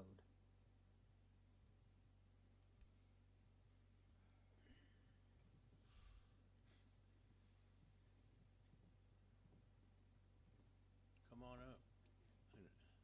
Mr. Chairman, I was going to make mention that one of the strategies some cities have chose to employ is to utilize areas of the setback for parking in some of these cases. You can do that with your code on a case-by-case scenario where you find it a public benefit, such as an ADU for the reasons we're talking about. You might allow allowance of your setback area for parking in this case, if it makes sense for your community. It's an option for you to do, because you can't be more restrictive. Everyone's driveway is in the front setback, Uh-huh. right? I mean, so. Side setbacks, because with your, Yeah. I don't think, we don't have limitations on parking along the side of your house, do we?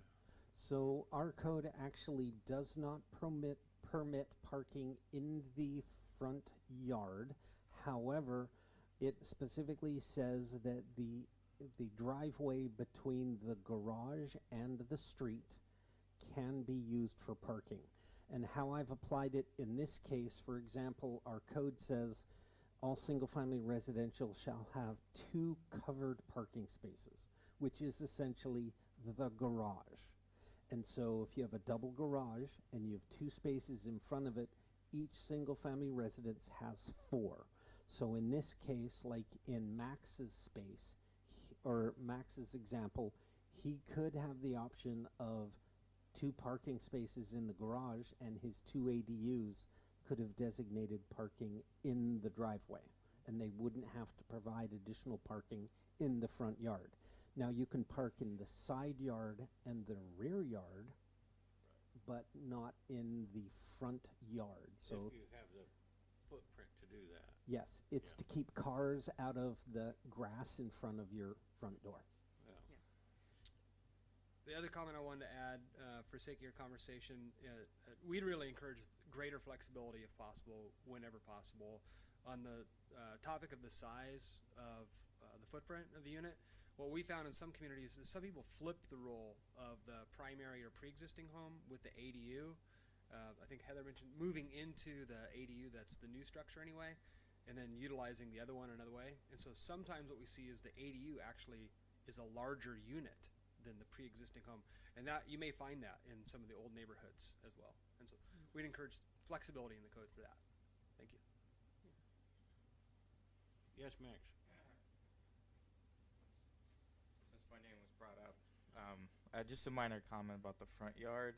I think we talked about it. Realistically speaking, yeah, the covered parking 2-car garage, right?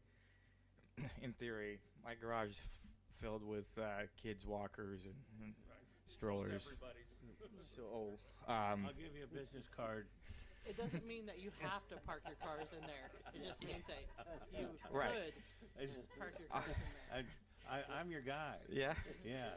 And on that note, so practically speaking, garage, driveway, 2 cars, ADU right off to the side.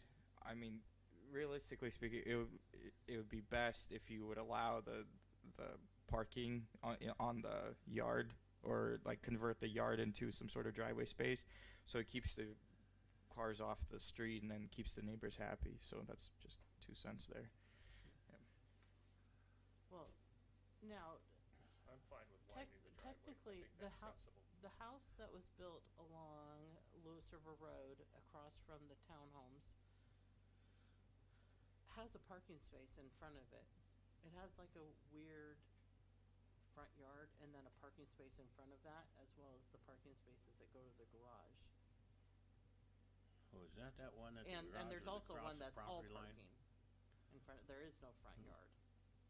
That's right next to it. I think that's the one that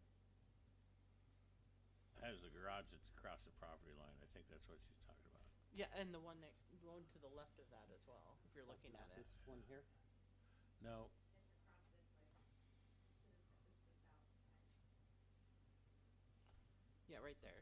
So you have that one, so it has a parking space right there Yeah. to the left. Yep. And And that one that's has an no L. yard at all. That's probably for safety, cause he doesn't wanna back out onto Lewis River Right. Road and ride. You Well, will, the original owner used to park there all the time. you will Look at notice that they no pickup. longer That park place has there got- because I've had code enforcement conversations with Well, them. what happens with the one though that, I mean, cause they have no front yard. Theirs is all parking. Yes, by the code, they can have a driveway between the garage and the street. Now, a yard is strictly an open space from the ground to the sky within that setback. It doesn't have to be yard, or it doesn't have to be grass. So, the other issue that had been brought up about the gutters and those kind of things and flooding other properties, theoretically that's what the 50% lot coverage is for, so there's still impervious surface. And in single family residential zones, it includes driveway and pathways Yeah. and impervious surfacing. So in this lot here, theoretically they still have 50% lot coverage based upon their yards. Yes. So they'll do splash. So theoretically, did the house that's the one on the right? Yep. Did they just do a variance when they built that? Nope, they have 50% lot coverage. No, I mean to not have a front yard at all in that. They have a front yard, it's just occupied by their driveway. It's unoccupied space between the ground and the sky. So then why would in Max's case, why would it matter then? Because if he can Because pave it's- his yard, Because it may or may not be in front of his garage. Like this lot, for example, this is their garage. And Right. they can put driveway between their garage and the street. They couldn't pave all of this area out here and use it as a driveway and parking because it's not between their garage and the street. Now, they still have 50% lot coverage because they have a lot of grass in back and a little bit out front.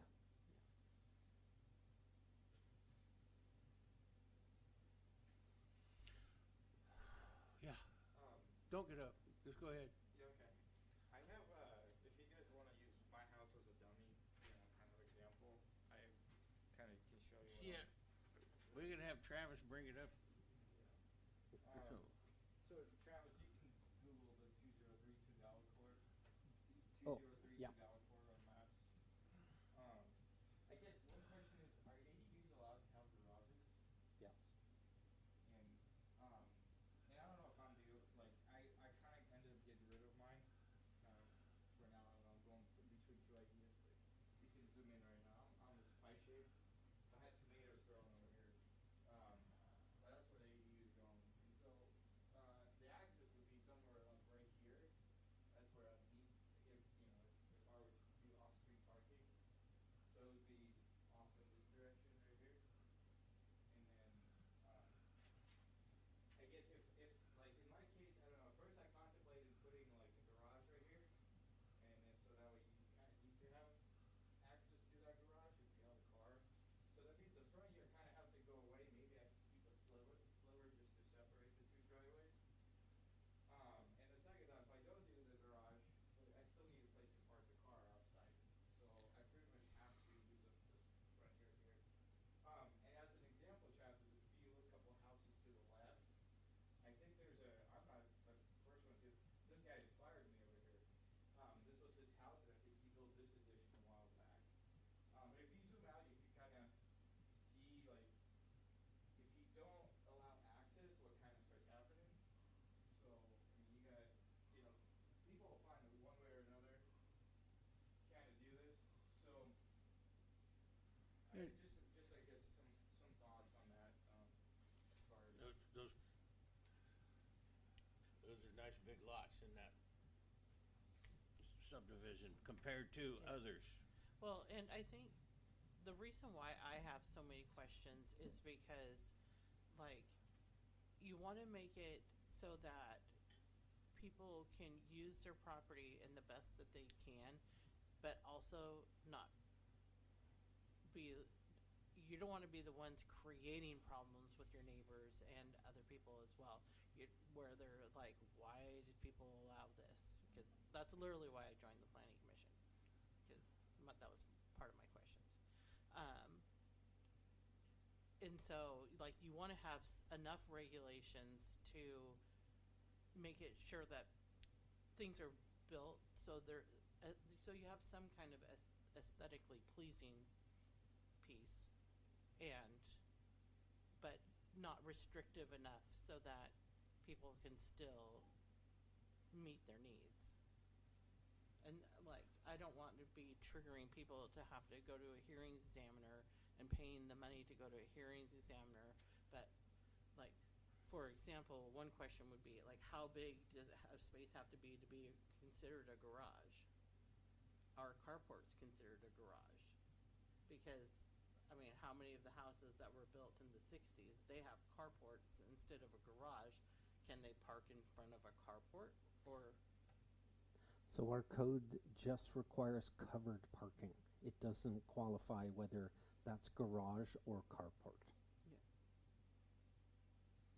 So, I mean, how much of it has to be covered? You know, those are my questions, you know, because like. So nobody has asked that, but I would just say the parking standard of 9 by 20. And so it doesn't have to be bigger than that. It could be. Yeah. You could have covered walkway with it as well.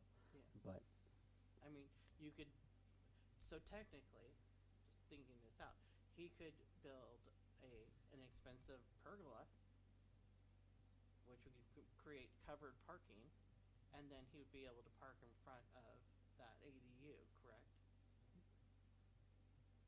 There's not a requirement for the parking to be covered with the ADU No, now, but. Well, I'm just saying for him, for certain people with the way that their lots are, to be, if we're, depending on, like, let's say we want to have, we want to require one parking space per ADU.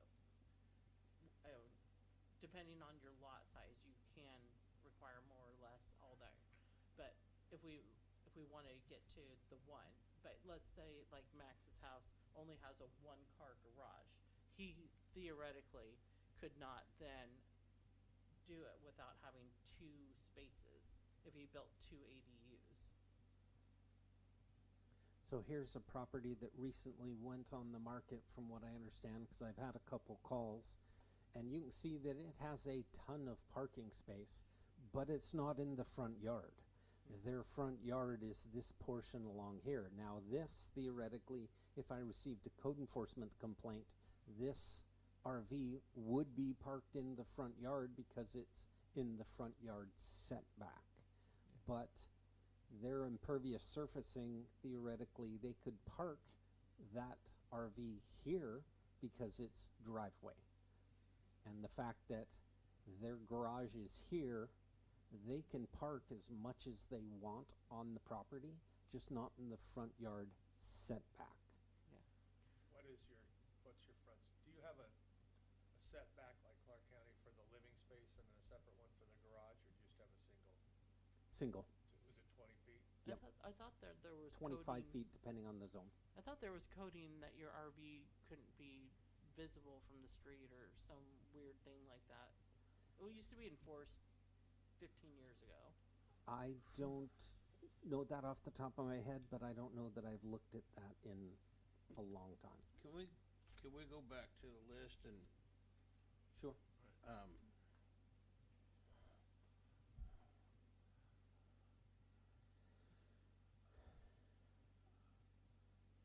So, if we were to go down this list on the right, we would change our code to say 2 ADUs.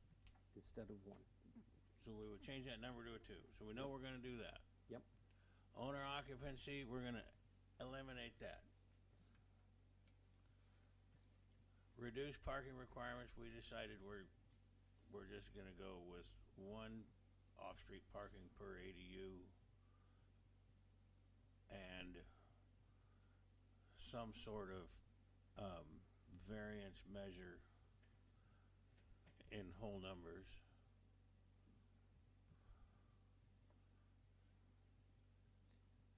And We can't- we can't- Travis, so if you have a garage, a two-car garage, and a pad in front of it, that gives you 4 spaces. If you needed to park like in front of the ADU or just wanted to, that would only be a 20% variance because you already have 4 parking spaces, right? If they wanted to ask for a variance for that parking spot to park there. No, in that case, I wouldn't interpret that they need a variance because they already have four parking But spaces. if they're wanting to have another parking space there. Our code or this standard is talking about a minimum, not a maximum. Right, but I mean, to be able to get a variance to park in the front yard. Oh, So that's a qualitative standard, and I don't think you can vary that. yes. It has to be a numeric standard to get Now, a you could variance. write this language here where it talks about unless it is directly in between an ADU and the street. That's a standard that I could apply without needing a variance. Yeah. And for Max, that would fit, that would work perfectly for him. Well, could the wording could be, could even be, well, I'm not sure. But they could use that then for whether or not there was a want or a need, correct? Yeah. They could choose to have none. We just can't impose a maximum. Yeah. Well, until we have some kind of transit, I don't think that's logical, personally.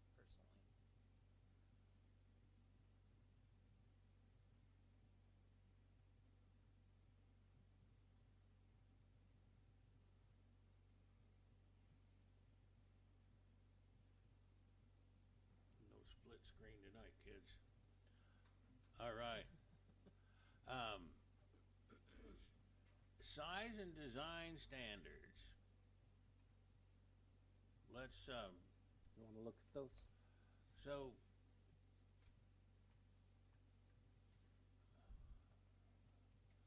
I think after all of the testimony I've heard, I think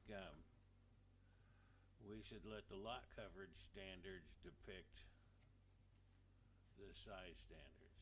We already know you can have 50% lot coverage, and if somebody wants to creatively use that, however they want to use that, if they have a 2,000 square foot house and they want to put 2,000 square foot ADU on top of it,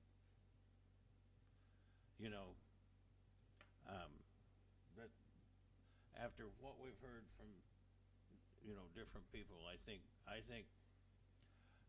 we already have the rules for lot coverage.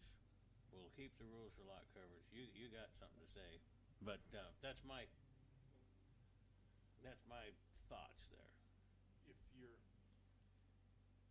do you think you need more parking spaces for a 2,500 square foot ADU than you would for a 400 square foot ADU? I really think if somebody's going to build a 2,500 square foot ADU, they're going to try to. What's your height limit, 35 feet? They're going to try to accommodate that. Nobody wants to carry their groceries in from the street. You make the teenager park out there, but I am not wrong. But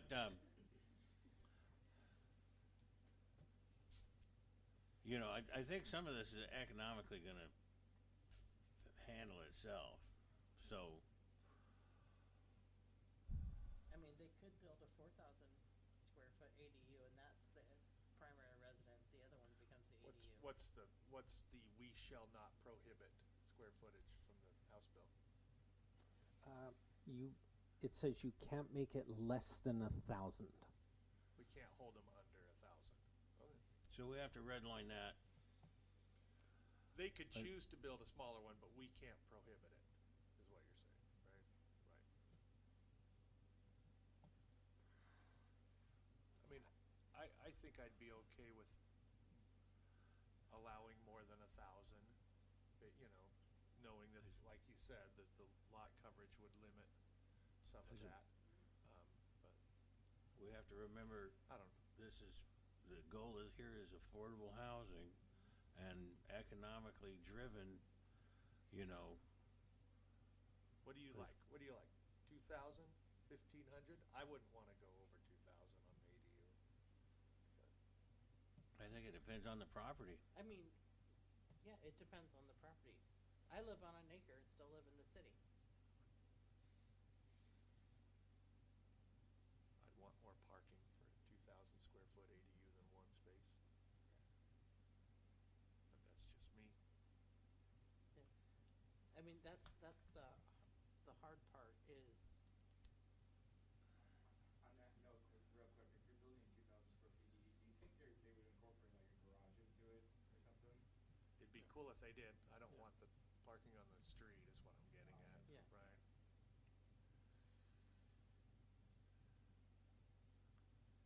You got your notes? Yep. Yep. Is that, I'm not parking on the street because it's a long walk on my driveway. You live on an acre.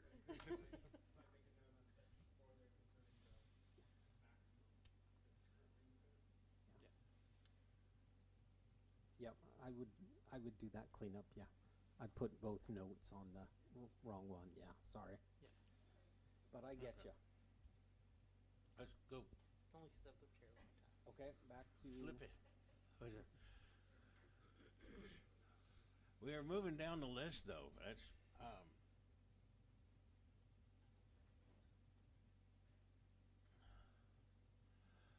limits on impact fees. Well, we know we're gonna have to write that. We don't have anything to red light on We've got to that. write it all in. We gotta write it all. And then, the next one, same thing. We're gonna, I like your idea of letting Kelso figure that out. Honestly, I don't we want we don't have anything in our code that says no to that right now, right? okay. So we have no code change needed there. No, the lawyers are gonna have to figure that out. Right. Yeah. And then ADUs do not trigger street improvements. We can, we don't have a decision there. Do we need to just open that up and No, Pretty clear, right? it's a we make 'em can't both touch. sidewalks and curb Yeah. for an ADU. Yeah. Now, if we could go back to the last one, maybe what we need to do is, when it comes to allows for, for condominialization, maybe what we need to do is ask for a letter indicating that they recognize that condominiums require civil paperwork, that the city is not responsible, that they acknowledge that the city is not responsible for condominium rules and civil paperwork, something like that. Civil matters. what do we have for condominium code now? You throw a number at me? I don't think we have one. Condominium, I think, is totally a civil issue, whether somebody sells a portion of their property. It's like the difference between an apartment and a condominium is one's for rent and the other's for sale. Right. Yeah, I've reviewed cottages that they were condomizing, and it was just a multifamily development you're reviewing. You're just reviewing it just like apartments, whether they want to, separately own the units is up to the state. Yeah. Okay. So, is there anything that was missing on this list?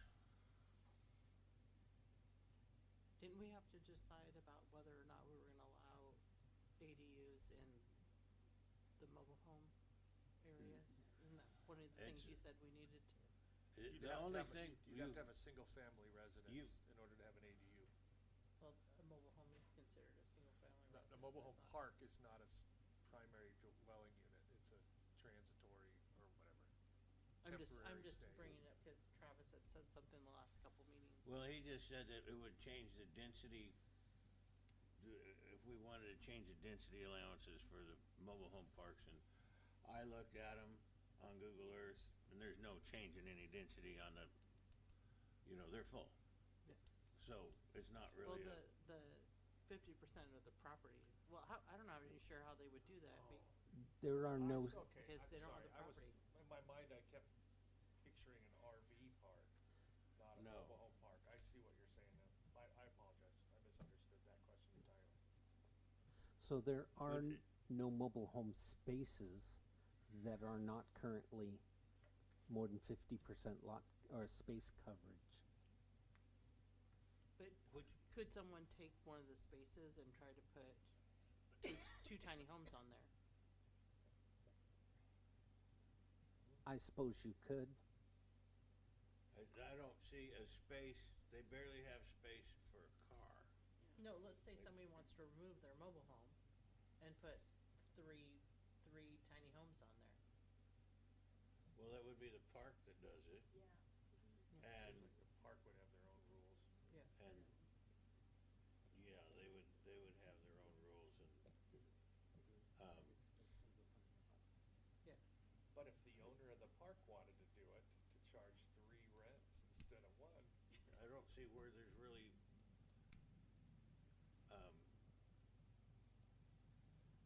Tiny A houses zoning don't take up a lot of difference. space. I don't see where there's really a zoning difference in that.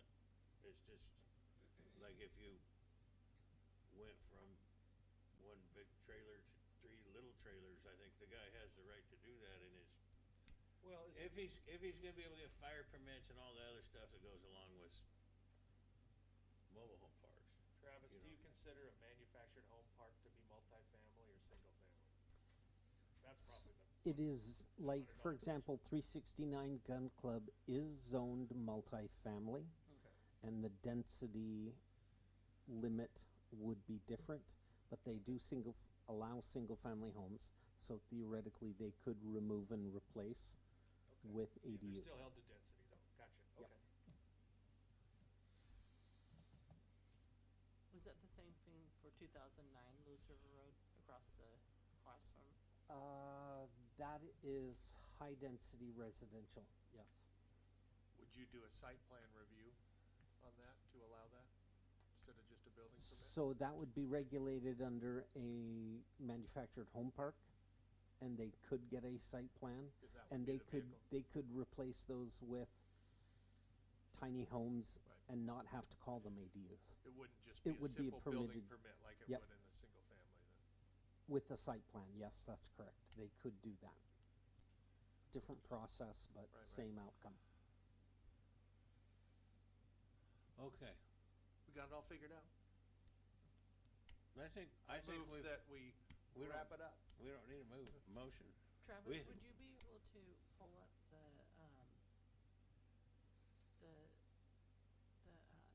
the rules that Lacey and Longview have?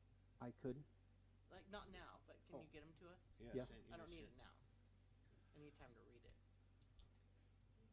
So, and you'll be able to now update this code and send it to us, and we'll be able to look at it for our next workshop? Yep. Okay. All right, then we're gonna workshop our other little, this should be a quickie. Yeah? Yeah, I mean, it just tells I'm us- trying, man, I am really trying. I mean, That's it basically says you just have to, so I don't know that there's any, other than changing our things, I don't know that there's anything we need to do. Right, well, I mean, we have to update ours, but like so we're talking about the, childcare centers. the childcare centers, and yes, we just need to update, and I was just like hoping we would just jump in and redline a bunch of stuff, but we just need to change our, the one question I had was, in our industrial, it's a conditional use permit in the industrial, so that would be a hearings examiner. It's an expensive process for a That's an daycare. expensive process for a daycare. Do we have a mechanism to change that conditional use permit to? You can. It's it says the city can add that additional hurdle in an industrial zone. You don't have to. But if you want to discourage it, that's the mechanism that they still I would leave you. rather not have a daycare in an industrial zone. Actually, it's not a bad idea. And If there's a lot of. if there's a people lot of working there. workers, if there's a lot of workers at a place, You and just- there's, You there- just have it right outside of the industrial area, not in it. I guess it depends on what, maybe. that's why it's a conditional use. Well, Thank you, guys. Thanks for coming. Thank you. If, you could give Travis information as far as to be able to contact if we wanna know some data, statistics, or anything. You signed up? Okay. Thank you. Thank you. I guess it depends of whether you're talking about light industrial versus heavy industrial as well. And that's all kind of in the state stuff there, but I just think the state says conditional use, it doesn't say conditional use hearings examiner. I'm just saying, take the hearings examiner part off of it. I look at it as a safety issue, and I worked in a pediatric ICU for more than 2 decades, and having children that sometimes get free from their parents, sometimes get free from the daycare, and where they're going out to is an industrial area that I have real issues with. I think there would have to be protections for that. I really do. Yeah. My grandkids Yeah. live in industrial zone, so, in light industrial. It's zoned that way, it's in the city, it's, pre-existing non-conforming, and that's where they live, and I know there's need for daycare for those people that work in those industrial areas, and there was one in Ridgefield once upon a time, a daycare in their industrial section there. I don't know if it kept going, but it's like having a 24-hour daycare near a hospital. There's stuff that's needed. And like I say, the state says we do it, and we should just take the cost, bring the cost down a little bit. Now, the code, or the RCW actually, or sorry, the bill actually has some interesting language, because what it says is child care centers associated with the industrial use. Maybe that's what you want to make a permitted use. So, for example, if CRC, Columbia River Carbonates, added a daycare for their employees, that should be a permitted outright use, as opposed to the empty property next door. If they want to build a 50-kid child care center, that might require a conditional use permit, so we can evaluate the safety of, can the kids get out and run amok on North Pekin Road versus in a neighborhood. It's not quite the same situation. But why would you want to not review the one that would be at CRC? Because it's associated with the business, and they would be responsible for their own employees and their own safety, as opposed to complete strangers driving into How much does CRC. it cost for a conditional use permit if it's not hearings examiner? $2,500. I'm sorry, if it's an administrative conditional use permit, it may be $1,000. So basically, you're just talking about a site plan review where you have the ability to assign conditions that you may not see in the code. That's the And- whole point of a conditional Yeah. use, is to add extra. That's So it'd correct. just be site plan review with an extra. Yep. But that would be on top of a, Power that you can use. Yep. On top of a site plan that would be required. Yep.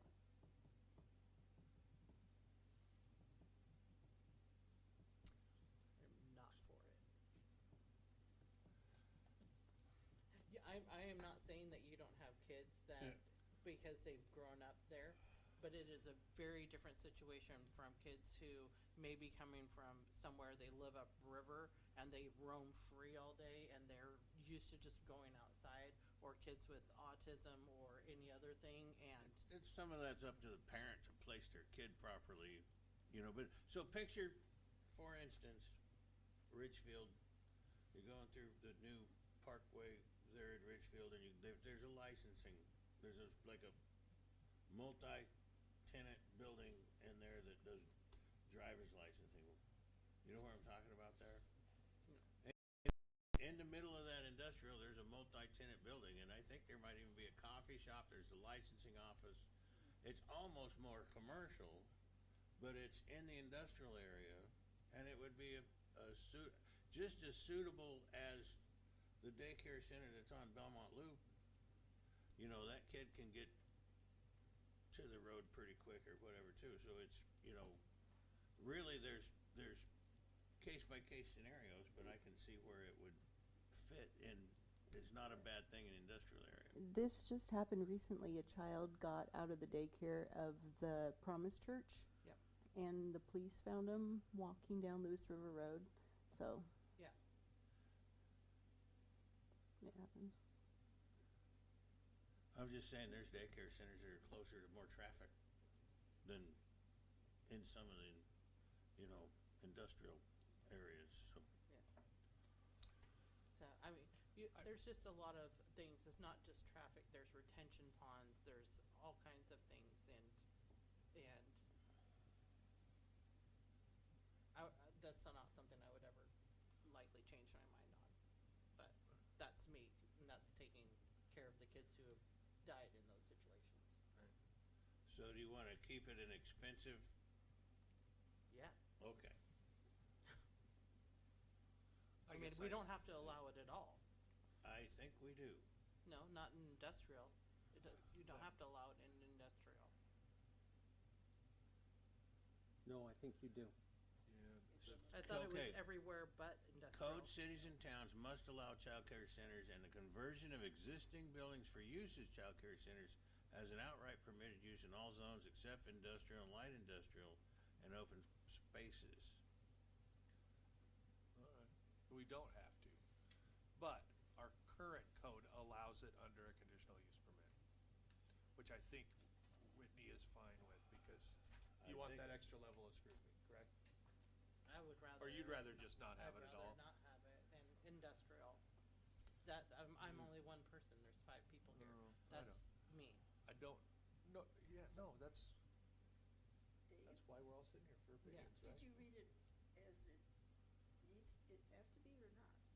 You know, nothing in this section, maybe I read it wrong, but nothing in this section limits a code city from allowing childcare centers in other zones, including industrial zones or light industrial zones. A code city must provide for conditional use approval of an on-site childcare center in industrial or light industrial zones except in or around high hazard facilities.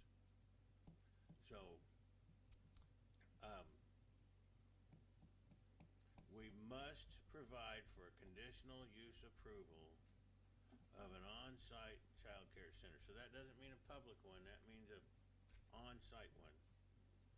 That's what I read wrong in industrial, light industrial. So if a business wants to have a childcare, we must allow it. Well, we have through an approval process, Yes. not just allow it. Right.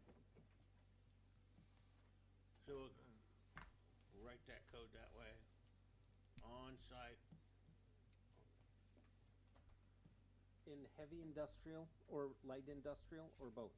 It says must, not may, provide for a conditional use approval of an on-site childcare center in industrial or light industrial zones except around high hazard facilities. So the dynamite plant is out.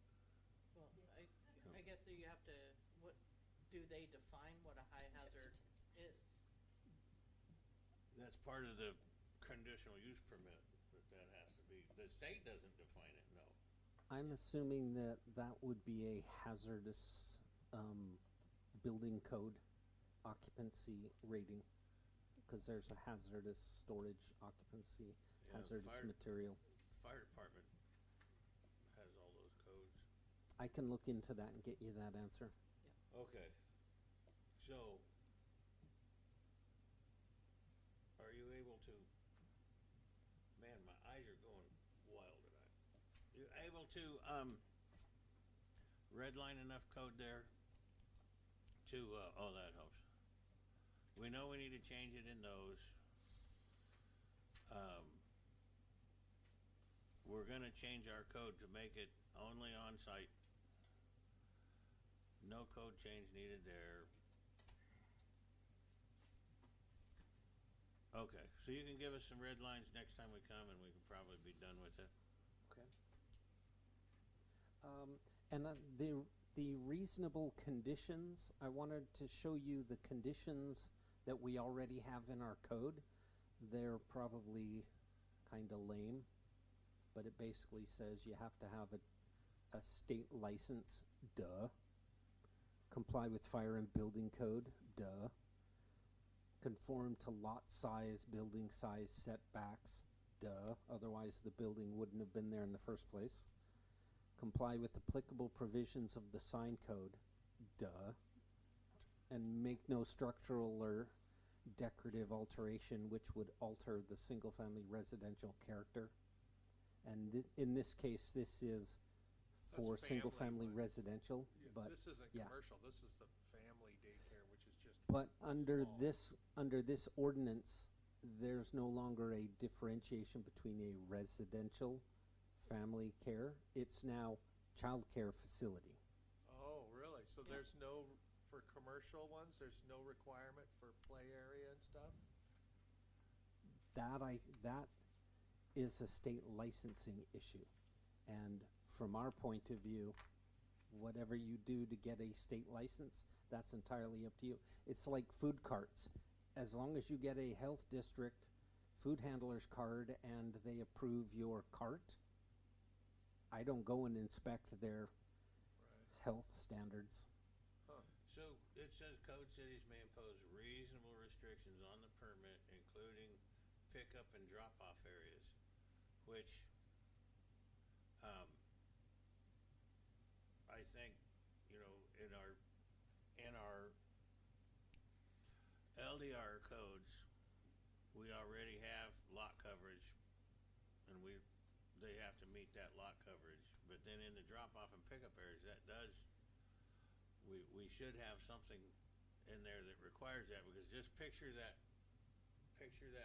property we were looking at on Lewis River Road that had no driveway, you know, and that now we have to allow the conversion of a building, you know, even in the downtown, which may not have a drop-off or pickup area, you know, so we should write, not that place. That lady that lived in that house before she passed was like a grandmother to me. It was Nanny. We called her Nanny. Oh. And her grandson is the one that has that house on the market. He's redone that incredibly. It's just beautiful. I'm not surprised you're getting phone calls about it.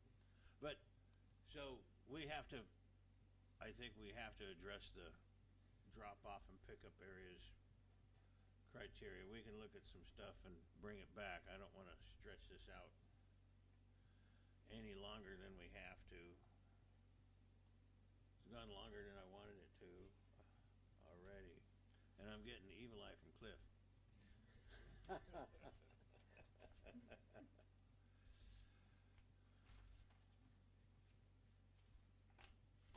You got enough to work on there?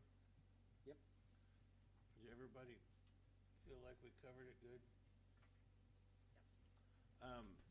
Does everybody want to postpone talking about our rules till? I do. I don't think that there's anything that needs to be changed. Well, so the parts that are in yellow, what does that designate? Is that something new? Or? So those were the issues that we had brought this up in late '25, and I had proposed language, and when you talked about it in December, you said we don't need to change those. So I just left that highlighting in there, and I did print a copy because I thought you were going to say you don't need to make any changes, so you could sign it tonight and adopt it. Okay, so we had a different agenda we were going to start working with too by a little bit, but is everybody good enough with those rules that we can just adopt them? I think so, yeah. Okay, so we don't have to hash that out. And the one thing I realized, in reading it this time, when it's talking about we thought it needed to be changed because it was talking about, with the vacancy of an office, with the resignation removal of an officer of planning commission. It doesn't need to be changed because it's if the officer position has changed, not if a member. Okay, Yeah. So that doesn't need to be Okay. changed at all. That's why that's there. that's why you're smarter than the rest of us. It took me like a few Yeah. times to read it, so I'm not sure that that's true. You just Um, more diligent and read it more times. Okay. So, did everybody get notification that the agenda was ready? Yeah.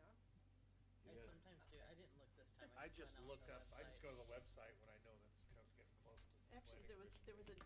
an email for the January one, then there was an email for the December one, and then there was another email for the January one. we- Yes. Real quick, we're gonna adjourn, but real quick, we need a checklist that we go down, and the checklist is, the agenda gets approved by the chair, and then it gets posted, and all the members are made aware that it's been posted. And we're gonna try to have that out earlier and earlier, not so late. We did this little format change where we had all of the topics on one page. I hope that helps. Trying to speed the meetings up where we're not locked into PowerPoint. Okay, you're saying the agenda, or are you also saying whatever attachments? It did all the About the attachments whole that are, thing. all the attachments that are on the agenda, yeah. So, all of that is supposed to get approved, and then the agenda gets posted and released and everything. So we've been missing that the last 3 months or so. And so it's in our rules, that's how it's supposed to be, but it seems like it misses the checklist. So, that was I just wanted to, we're gonna try to please get that, cause that's, I caught one, I looked at the agenda and there was one thing not on there that we were gonna do, and then it got reposted, but then we still didn't have the public hearing stuff in the right places. I'm trying to do everything I can to keep these meetings moving as fast as possible. So that's what it's all about. But if you guys are okay with that, we're gonna make a motion to continue with their rules the way they are. I move that we continue with the rules as the way they are. Second. All those in favor? Aye. All right, we completed that. Everything else, we will pick up next month. Move to I don't- adjourn. Motion is made. Sorry, did you have something to say? What's that? She moved to adjourn. Oh, I second. All right, motion been made, seconded. All those in favor? Aye. All right. Thank you, everybody. Thank you. A lot of people in You're the not even audience. gonna use the gavel? It's under your paper. I see it. Oh, Why that's did they it. give you that hammer and you don't even use it? Let's see here. I'm gonna use it on you, Brian. No, did you get, everybody got the cool little airplane paperclip? Yeah. I've never seen those before. No, I've not seen them before either. You're welcome.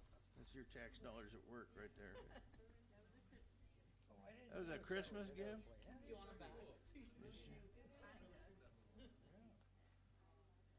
Okay, so here's the rules. If you wanna sign it on your way out. See you, Cliff. Thank you. Stop by Travis. Give him your John Hancock. What? Stop by Travis. Here's the rules. Your chocolate safe. Thank you.